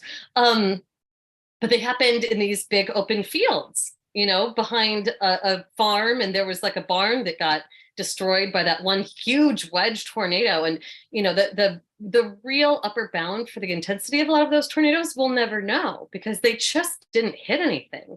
So while that event racked up, I think, one EF4 tornado, and I don't think that tornado was associated with any fatalities, it's another reminder to us to be mindful about the structures people in really, really matter. That concert in Belvedere, Illinois, that should not have been a fatality. And it was really, really sad that it was, but the venue made their choices. And that was an entirely preventable fatality. Though there were a lot of ephemeral tornadoes at that point. The environment was getting much less favorable very, very quickly by the time things were passing Rockford. But there were a bunch of those little embedded rotations along the line. And you could see them just very ephemeral, hard to warn for individually. So they were warning for them as sort of a collection. And it was one of those that hit the theater where there was that concert going on. And it couldn't have been that intense of a tornado, just ripped off some of the roof and the roof collapsed. So I think this is really good fodder for everyone who's listening. Tomorrow, in the very same areas, could be a very similar setup. And I beseech you, just think about what happened, the communities that were most impacted, the people who were worst injured. They were, by and large, in places where the structures were really, really insufficient to protect them. And tomorrow's going to be a do-over. I mean, it looks really similar. So be prepared, be ready, be messaging people. If you have a place, a site-built home, and you have friends or family who live in another kind of structure, just let them come in, advise them to hang out with you for the day, or even just the hour before the storms arrive, whatever it is. Be mindful. And it's always hard for us to tell on the social science side a whole lot about what went on because we don't systematically collect data from people, and especially in real time. A lot of what we do is after the fact, and maybe it might take months for us to have a lot of insights for you. But I think in this case, we can give you, just based on some of the epidemiological evidence, just a little bit to go off of, and a plea for people to be ready tomorrow. Rick, from the Weather Service side, your thoughts on last week's event? Well, like everybody said, it seemed to go as well as it could from a forecasting perspective. Certainly, the Storm Prediction Center knocked it out of the park again. They've had some really good successes recently, so they did a bang-up job with their outlooks. You look at their verification starting at day 6, I think, is when their first outlook was. I can't remember, but dividing up the two moderate risk areas and then a large, moderate, and 2 high risk areas. They nailed that. And I haven't analyzed it in detail, but it sure seemed like the Weather Service offices, the local WFOs were all over it too. I know we've got a ton of family within about a hour and a half of Memphis, so we're watching all that closely. And I know the Memphis office was doing a bang up job. They had to take over for Little Rock. That Little Rock tornado was headed directly for the office. I mean, it just barely missed it. The radar's right there at the office in North Little Rock, so they had to take shelter. Memphis took over, and they were knocking it out of the park on chat. And this affected a lot of WFOs, everybody from, Quad Cities to Huntsville, Nashville, Memphis. I mean, there was just a ton of WFOs involved, and as far as I can tell, lots of good warnings. So yeah, of course you can always do better. You always think about ways you can do better, and I'm sure offices will be going back to look at that. But yeah, I don't see any glaring things jumping out that were real failure points. And Neil Jacobs, I don't know if you had a chance to look at it. It just seems to me that the NWP at the CAMs did a really good job with this whole thing and the global models. Yeah, I was looking at the position of that 500 millibar low. It was the models locked in on that at least 120, if not 180 hours out. I didn't trust it at that point, but run-to-run consistency was impressive. And when I looked at like the SPC outlook for tomorrow, I had to flip back through the archives because I thought the image that they posted for the 2-day was just the one that was meant for like a couple days ago. That's how similar it looked, but the synoptic pattern is pretty different. Yeah, so, but again, as a former acting administrator of NOAA, it seemed to me the whole system worked pretty well from SPC down to the local offices, don't you think? Yeah, I mean, I hate to say things like this was, almost a perfectly forecasted event because there's still fatalities, but I don't really know that there was anything anyone could have done any better. I mean, the warnings were in place. The outlook was there. The models performed well. The global models had it. I was looking at the HER and the 3 kilometer NAM, which people like to make fun of. I was looking at the SKUTs from that, and the photographs looked just like the radio science. So who's making fun of the 3 kilometer NAM here? I am in the winter. Well, Yeah. that's a whole different set of circumstances here, Yeah. and it's a little wonky with tropical stuff too. But I think it does great with the tropical, with the severe weather stuff, severe local convective storms here. But anyway, we got to take a quick break. We're going to bring in Tony Rice and his report. We're going to bring in Jen's This Week in Tornado History. We'll have an email segment. Bruce Jones will join us from Midland Radio, and then for everybody on the show, just be aware we're going to have picks of the week. So you got to have something really cool, weather related. So again, for Sean Colton and Catherine, y'all be thinking of something good. Let's go to Tony Rice, and Jen will be right back as WeatherBrains rolls along. Looking beyond the atmosphere, here's Tony Rice with your astronomy outlook. Well, the scientific community has survived another April 1st. It's usually a day I try to stay off the internet. There's just too many people thinking they're too clever. But then I discovered the archive, spelled ARXIV, with the X being pronounced like the Greek letter chi. This open access repository is normally where you can find pre-published versions of scientific papers, soon to be locked behind paywalls, scientific journals. You also find some non-peer-reviewed papers in there, many of which are still very much worth a read. But on April 1st, astronomers get creative with some fun, tongue-in-cheek, yet very detailed treatments of otherwise mundane topics. Because if it's worth doing, it's worth overdoing. This year, my favorite paper is A Modest Proposal for the Non-Existence of Exoplanets. And it's by a group of researchers from the University of Arizona's Stewart Observatory. Their explanation for these planets that have been discovered by the hundreds recently out beyond our solar system is that they're really just square stars. I'm guessing they've been staring at pixelated images far too long. The paper even includes an illustration, created in Minecraft, of course. Also this year, Caltech astrophysicist Michael Lund flexes his correlation and causation muscles with UFOs, just hot air or something meteor. Here he demonstrates how recent balloons seen over the US and elsewhere in the world, they seem to be occurring right as meteor showers are peaking. Never mind the fact that there's a meteor shower, albeit usually a weak one, just about every other week. Lund's 2020 April Fool's paper crosscuts meteorology and astronomy even better, as he carefully documents how much more rain occurred on the nights where he was using the telescopes at the Mount Palomar Observatory just outside San Diego for his research. He surmises that the solution to Southern California's then drought was granting him more telescope time. But my favorite is Heloise Stefansis of the University of Auckland in New Zealand, titled Using Artificial Intelligence to Shed Light on the Star of Biscuits, the Jaffa Cake. Here she very thoroughly investigates whether this popular British tea time snack is a cake or a biscuit. Scones are declared outside their scope of the research, and there's a good dig at Americans for what we call a biscuit. That's your astronomy outlook. Follow me at RTP Hokie for more spacey stuff like this. This week in tornado history. It was a most unusual day.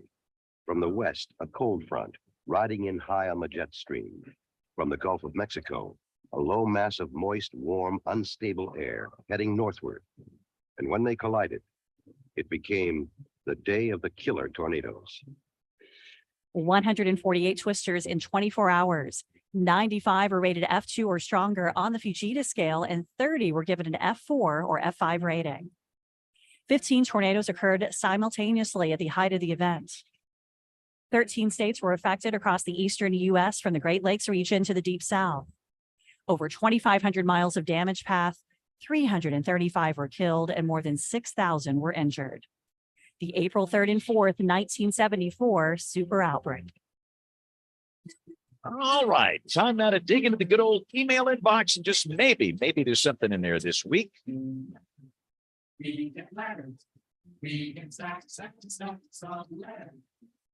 All right, we do have a few emails to throw your way. First of all, we got one just today from S. Johnson, and mentioned here, James has been vocal about his interest in how to save more lives during these tornado events. In fact, he's one of the few people who I've seen talk about new ideas in prevention and bringing in social scientists to help implement new ideas that haven't been used or tried in the past. So he had a couple of ideas, and he brought up weather outreach groups that could be established, I guess, in different communities.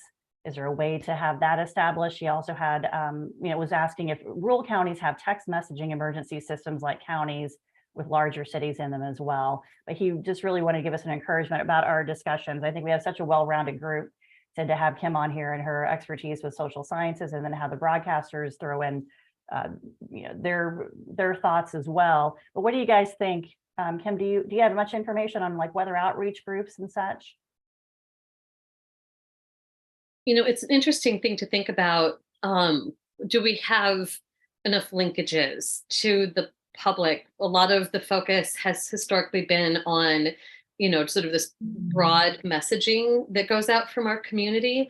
But if we really need to reach people, especially vulnerable populations, who either by virtue of living where they are sort of on the fringes of service areas, for communication mediums, or they just have less access to shelter resources. The question becomes, how do we best reach those people and help them to prepare? And in line with that, I've been really heartened to see the Vortex USA program. It was Vortex Southeast, now Vortex USA.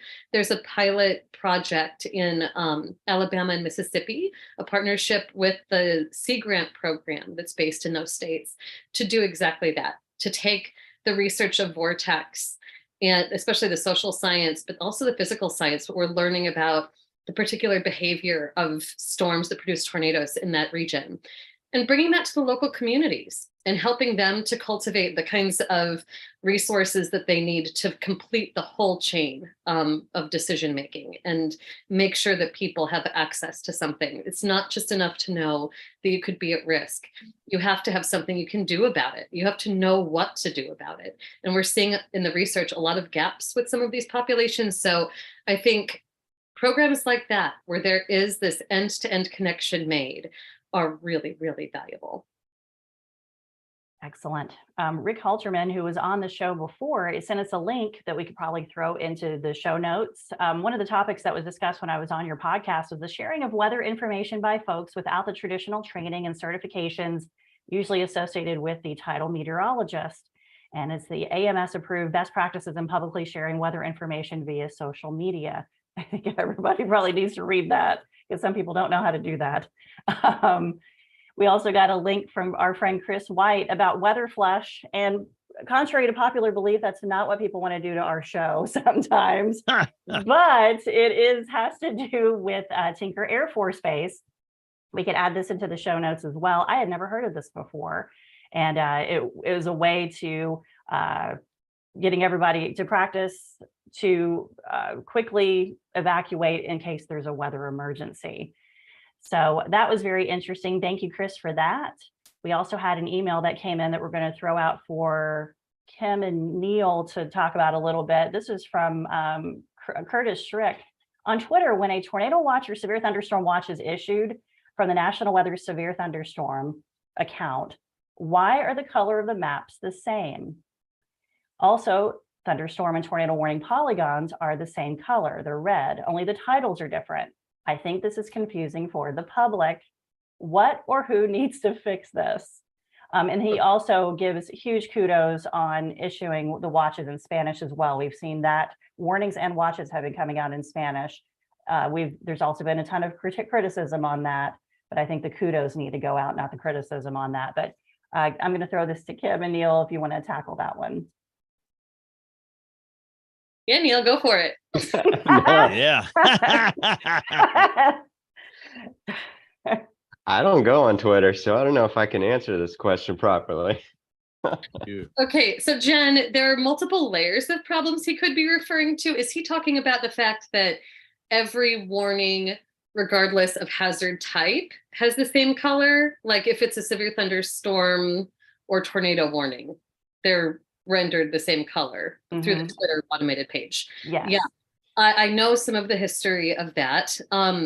So that started after there was a study that was done by Julie DeMuth at NCAR, where she was looking at the Weather Service homepage and doing some research on adding some information to the point and click page. So when you click on the map, you get the forecast for the week, right? What they were trying to evaluate was ways to add more short-term watch and warning information to that, so you could actually see that when it pulled up. That's why you see those little bars with like, oh, there's a tornado watch, there's a tornado warning, like those things are on that map. And the way that she said would be best to do it is just whatever the hazard is, since it is just a very distilled piece of information based on, you know, something you've clicked on the map and now this is text-based. If it's a warning, highlight it in red. If it's a watch, highlight it in yellow. And so it was meant for this particular format, text, highlighting text. That's what would elicit the most appropriate, like sort of risk calibration. And it was taken and sort of generalized to maps by the people who were putting together the Twitter account. They had to make some decisions about how things would be rendered. And they said, you know, maybe this could work out and be a workable solution. And so you get tornado warnings and severe thunderstorm warnings that are red. So it's an interesting experience. I mean, we have, when you look across the whole suite, I think, what was it SPC said? I think that severe thunderstorm watches, I think it's watches, are rendered in 3 different colors, depending on what thing you look at coming out from the National Weather Service. I think it can be red, blue, or yellow. Maybe not red. I'm probably messing it up, but it can be at least 3 different colors from some different place where they're coming out. And it's a question that has been raised a lot. Can we do something to streamline this? Should we? You know, is it something that actually is a problem? And this is where the social scientists have also come up and said, we don't know that it's a problem. We're not sure. I mean, cartographers could argue that as long as your map is well labeled, then people should be able to follow it. But if you're using something in enough places, people might also expect something to take on a particular scheme. And so we have this distinction of perspectives, and it's so complicated because what we were talking about earlier, people are accessing information through so many different mediums. We do not know if they are assimilating all of that and are getting confused when things are rendered in different colors across different maps or not. So the question that was raised is a really tough one. Once things have been implemented one way, in the Weather Service. It is tough to change them. So I think we need better evidence than we have for there to be mobilization of effort to make the change. Yeah, nothing's going to get undone as easy as it's done. But I think consistency is important. I think Neil Frank was talking about that when, he was discussing like the hurricane track stuff. And I've always wondered, and everyone will totally understand, even people who don't, get into weather, that rain is green on the radar. To me, it makes absolutely no physical sense at all, but it's been used for so long that if you change that now, it would just upend the entire world. Mhm. What's funny is that rainbow color scheme that we use for precipitation and radar imagery. When we bring in users like emergency managers and even broadcast meteorologists into the hazardous weather test bed to test probabilistic hazard information, so these plumes of probability, how likely is it that this storm will produce a tornado, a severe thunderstorm, whatever, over the next hour, they initially at the start of the week say, I really want we let them choose, toggle between color schemes. They said, we really want the rainbow one. We know what that means. But then after a while, they gravitate toward other ones. And part of it is that they recognize, I think, some of the limitations that you have and how it's not necessarily as intuitive to use. But meteorologists love this color scheme. We like to use it for pretty much everything. And it does not always make sense. It was the only option in Gym Pack for like 20 years. That might be why. No, that's awesome. Great job, everybody, explaining that the best we can. That was a great question. Last email is from our friend Paul Saffron, who was giving kudos to Kim for her great WeatherBrains article and sharing the story of doctors and nurses from a couple of weeks ago. You may have missed that because I accidentally left James Angeladot's name next to Kim's face. Or maybe you missed it because you're not signed up for the newsletter and you need to be. So go to the website, click on the little link on the side with our little cute faces there and sign up for the newsletter. You will get some amazing articles like Kim's every Thursday morning around 9 o'clock Eastern. And I try to put them in the archive as well, so you could go back and read those. So I'm a little bit behind, but I will try to get those up there too. Back to you, Span. Okay, thanks. And again, let's see, Troy, you had one more thought on before we go to Bruce on the activity last week. Go. Yeah, just real quick, kind of tacking your brain here. I want to see a study on this, Kim, and I was not know if you're aware of this, but that's storm, and James, you'll know, and because you were watching it from Birmingham, at about 10 o'clock to about midnight Friday night, there was a storm that came southeast of Memphis, handled very well by Weather Service in Memphis, and it ended up crossing McNairy County, Tennessee, which is up north of Corinth, Mississippi, and north of the state line. That was at 10:30. That storm kind of fell apart, but it was tornado warned when it went into McNairy County.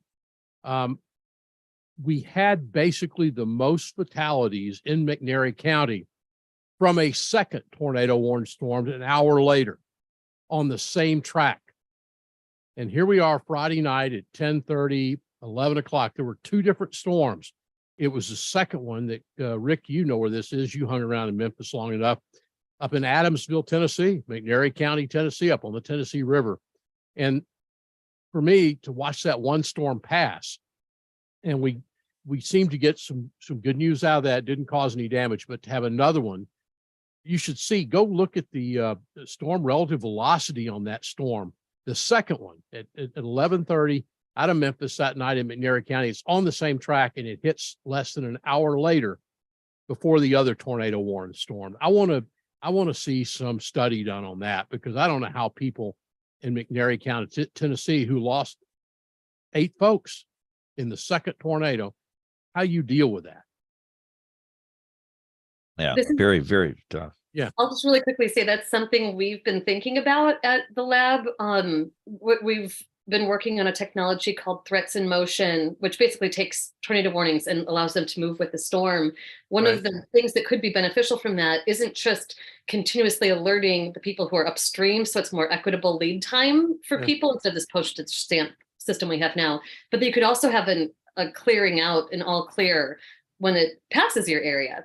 But we've talked about, well, you can have waves of convection, so do we need like a sort of soft all clear and a hard all clear? This is something Dr. Laura Myers and her research hears all the time. People want to know when they can be safe.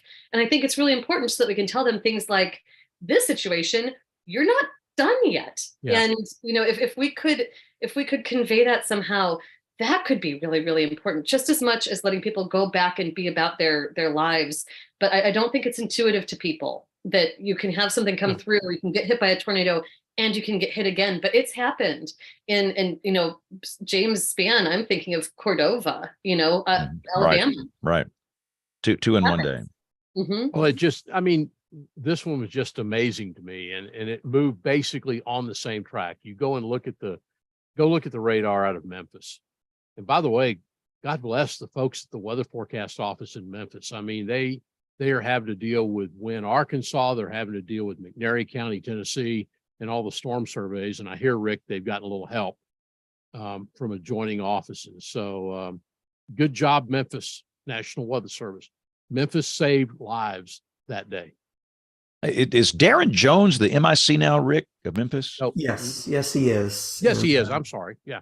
Yeah. He was on They have gotten a lot of help. This mutual aid concept of damage surveys, Jackson, Nashville, Shreveport. I can't remember who else helping them, but they need it because I've been watching in the DAD all the surveys, and it's ridiculous how much territory they're having to cover from every corner of their CWA, and they've got like 54 counties. So. Goodness. All right. Well, let's bring in Bruce Jones. Bruce with Midland Radio. Bruce, your thoughts on that big event last week?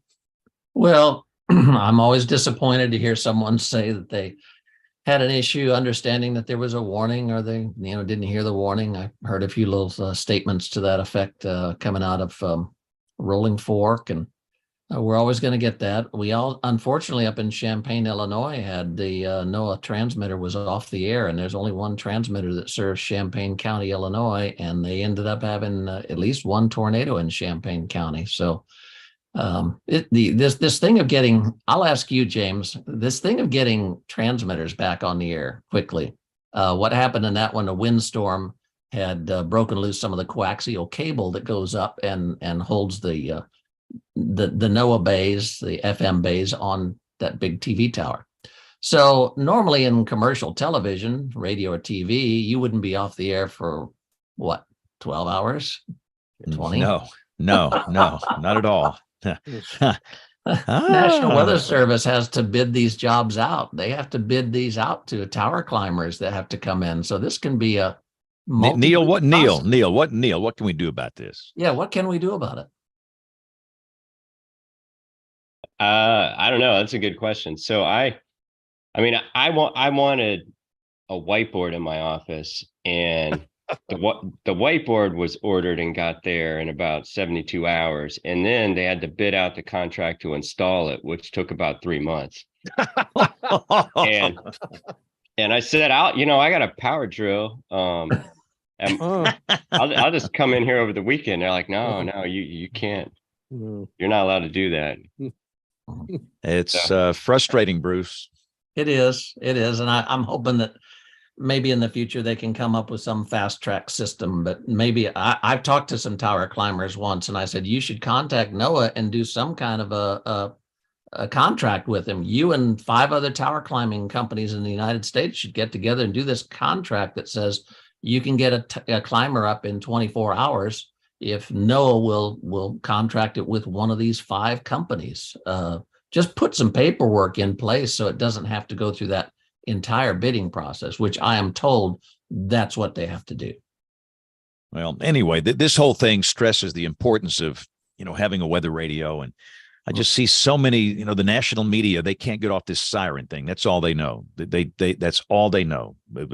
We need more sirens. We need more sirens. We need more sirens. Well, no, we don't. We need more weather radios in homes. We really do. Yeah. The weather radio was designed to be an indoor tornado siren. That was the whole idea there, that it would go off and then it would tell you why it was going off.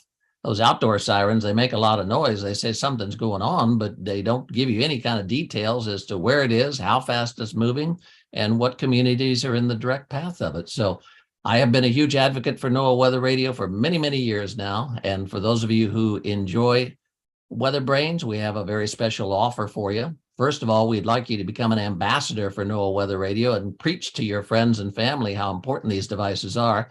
But to help you along in publicizing and popularizing the National Weather Service's Weather Radio Network, we have a special offer for you. When you go to midlandusa.com, the website midlandusa.com, that's the Midland Radio site, and use the promo code SPAN25, that's SPANN25.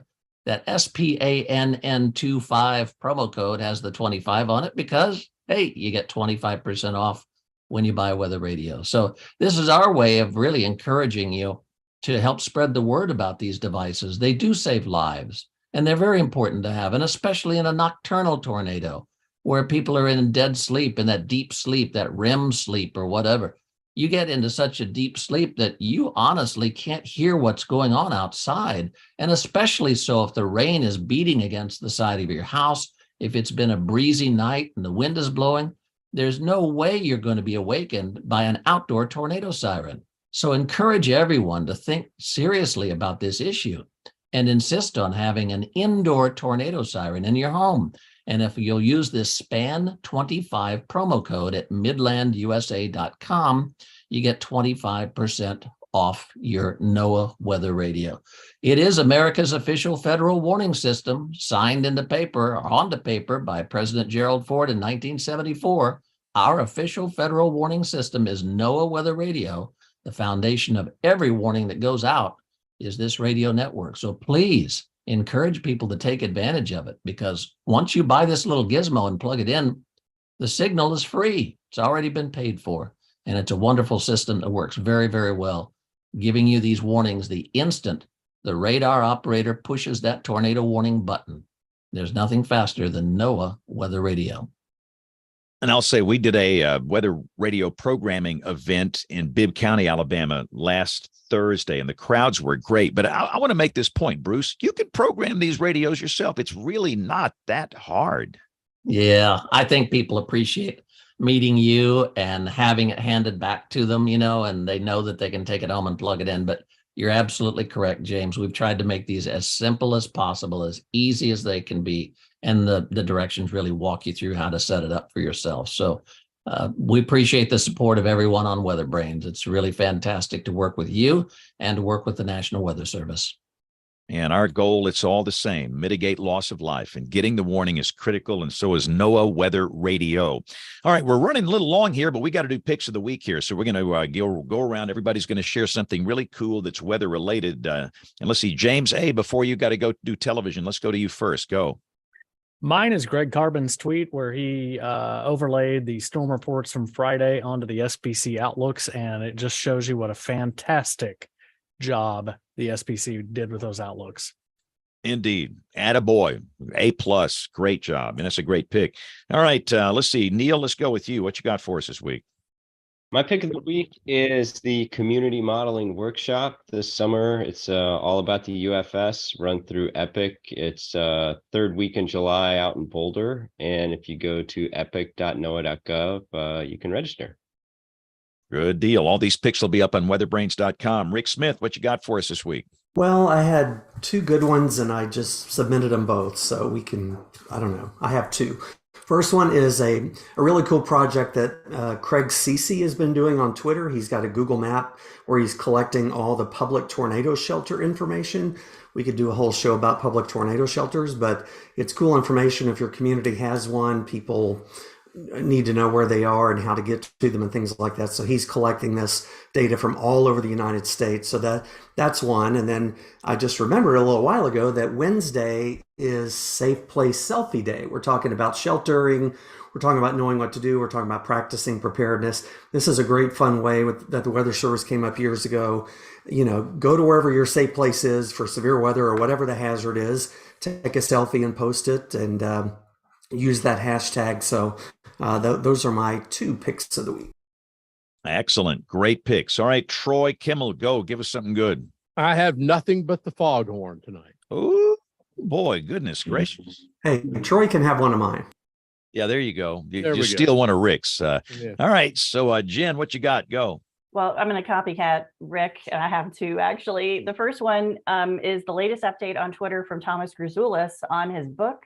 He actually paid for a long tweet, and it's a very important update on the plan on getting out the next significant tornadoes, which I know everybody, I don't think he realizes he's going to sell out within Yeah. hours. Yeah. There's just no doubt. 200 books is not enough. And I think he doesn't think it's going to happen, and it is. The second one is we talked in the pre-show about the super outbreak. It was originally called the jumbo outbreak. And I found the Fujita paper of why it's called that. So I'm not going to tell you, you have to go read it. Awesome. All right. So Sean, let's go to you and see what you got. I know you got something good. Go. I'm going to be a little self-serving actually, and have to plug Nightly again. The ounightly.com's our website. We post all of the newscasts there. It's our social media. Anybody's welcome to watch on Twitter. We'd love to get more people watching, get more feedback. Just so people like Colton and Catherine have more eyes on them. Excellent. We will boost them. We will boost them. There you go. Great pick, Sean. I like it. All right, Colton, go. What you got? Yeah, we appreciate the boost. Yeah, mine is last week during that outbreak, that Mississippi meteorologist Matt Laubin that prayed live on air. That was really, really moving to me. I thought that was really incredible. So I guess that would have to be my cool thing I saw within the last week or so. Awesome. All right, Catherine, what you got? Go.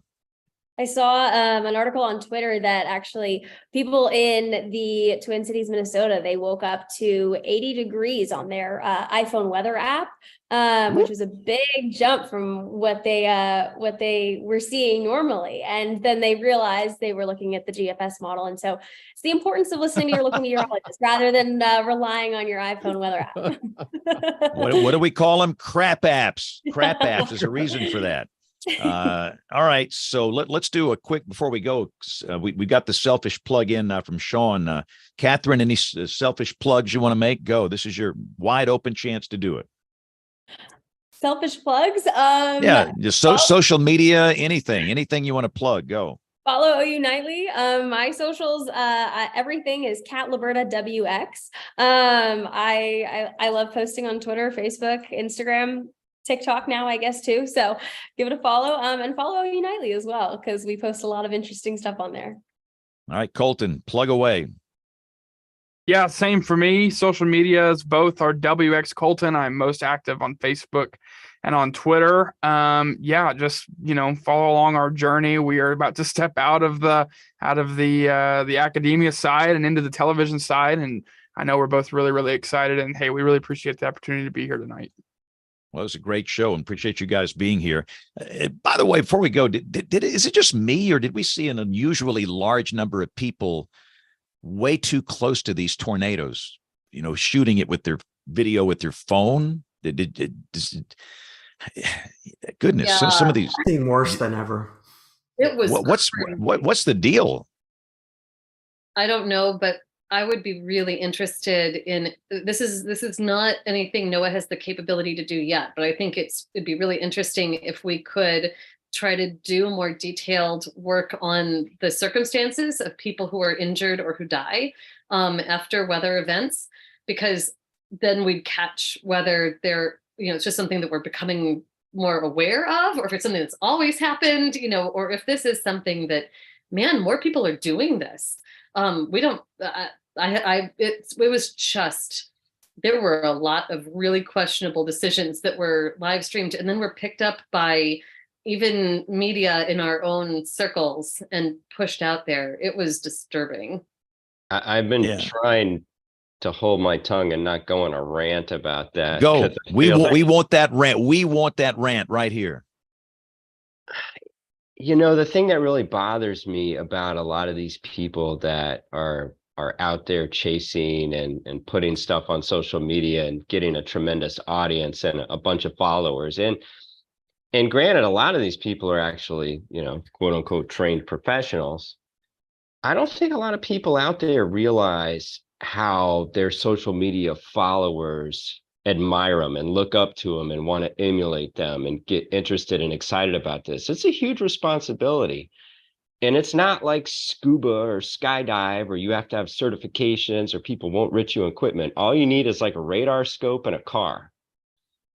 And you can get yourself in a life and death situation and kill yourself. You can risk others' lives. You can hose up the entire emergency management response. I'm really worried about where a lot of this hype is going. You know, I like the idea that there's trained spotters and a lot of video evidence of things done by professionals, but I think these people, just because you got a cell phone and you're going to go out and chase storms, this isn't going to end well, in my opinion. Never does. I totally agree. But anyway, that's probably a topic we need to pick up in the next show, perhaps. But goodness, some of that stuff, and people take it, they rip it off, and then they just put it on their own TikTok account for gazillion views, and before you know it, everybody thinks, well, this is cool. I'm going to do it the next time. And life is a series of decisions, and the object here is to make more good ones than bad ones. And you can make some really bad decisions if you follow some of the examples here, but we will pick that up in the next show here. We're running long. We got to go. WeatherBrains typically is on the air every Monday night at 8 o'clock Eastern, 7 o'clock Central. A lot of people watch. You can watch live. Some people are watching live right now, youtube.com/weatherbrains. But we know that most of you listen. However you consume the show, we're thankful for that.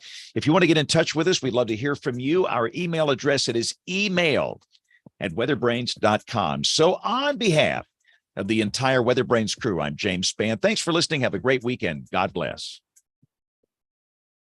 Great show, everybody. Thank you, Catherine. Thank you, Colton. That was great. Thanks, Colton. Thank you, guys. It was a good experience for you guys. Good to see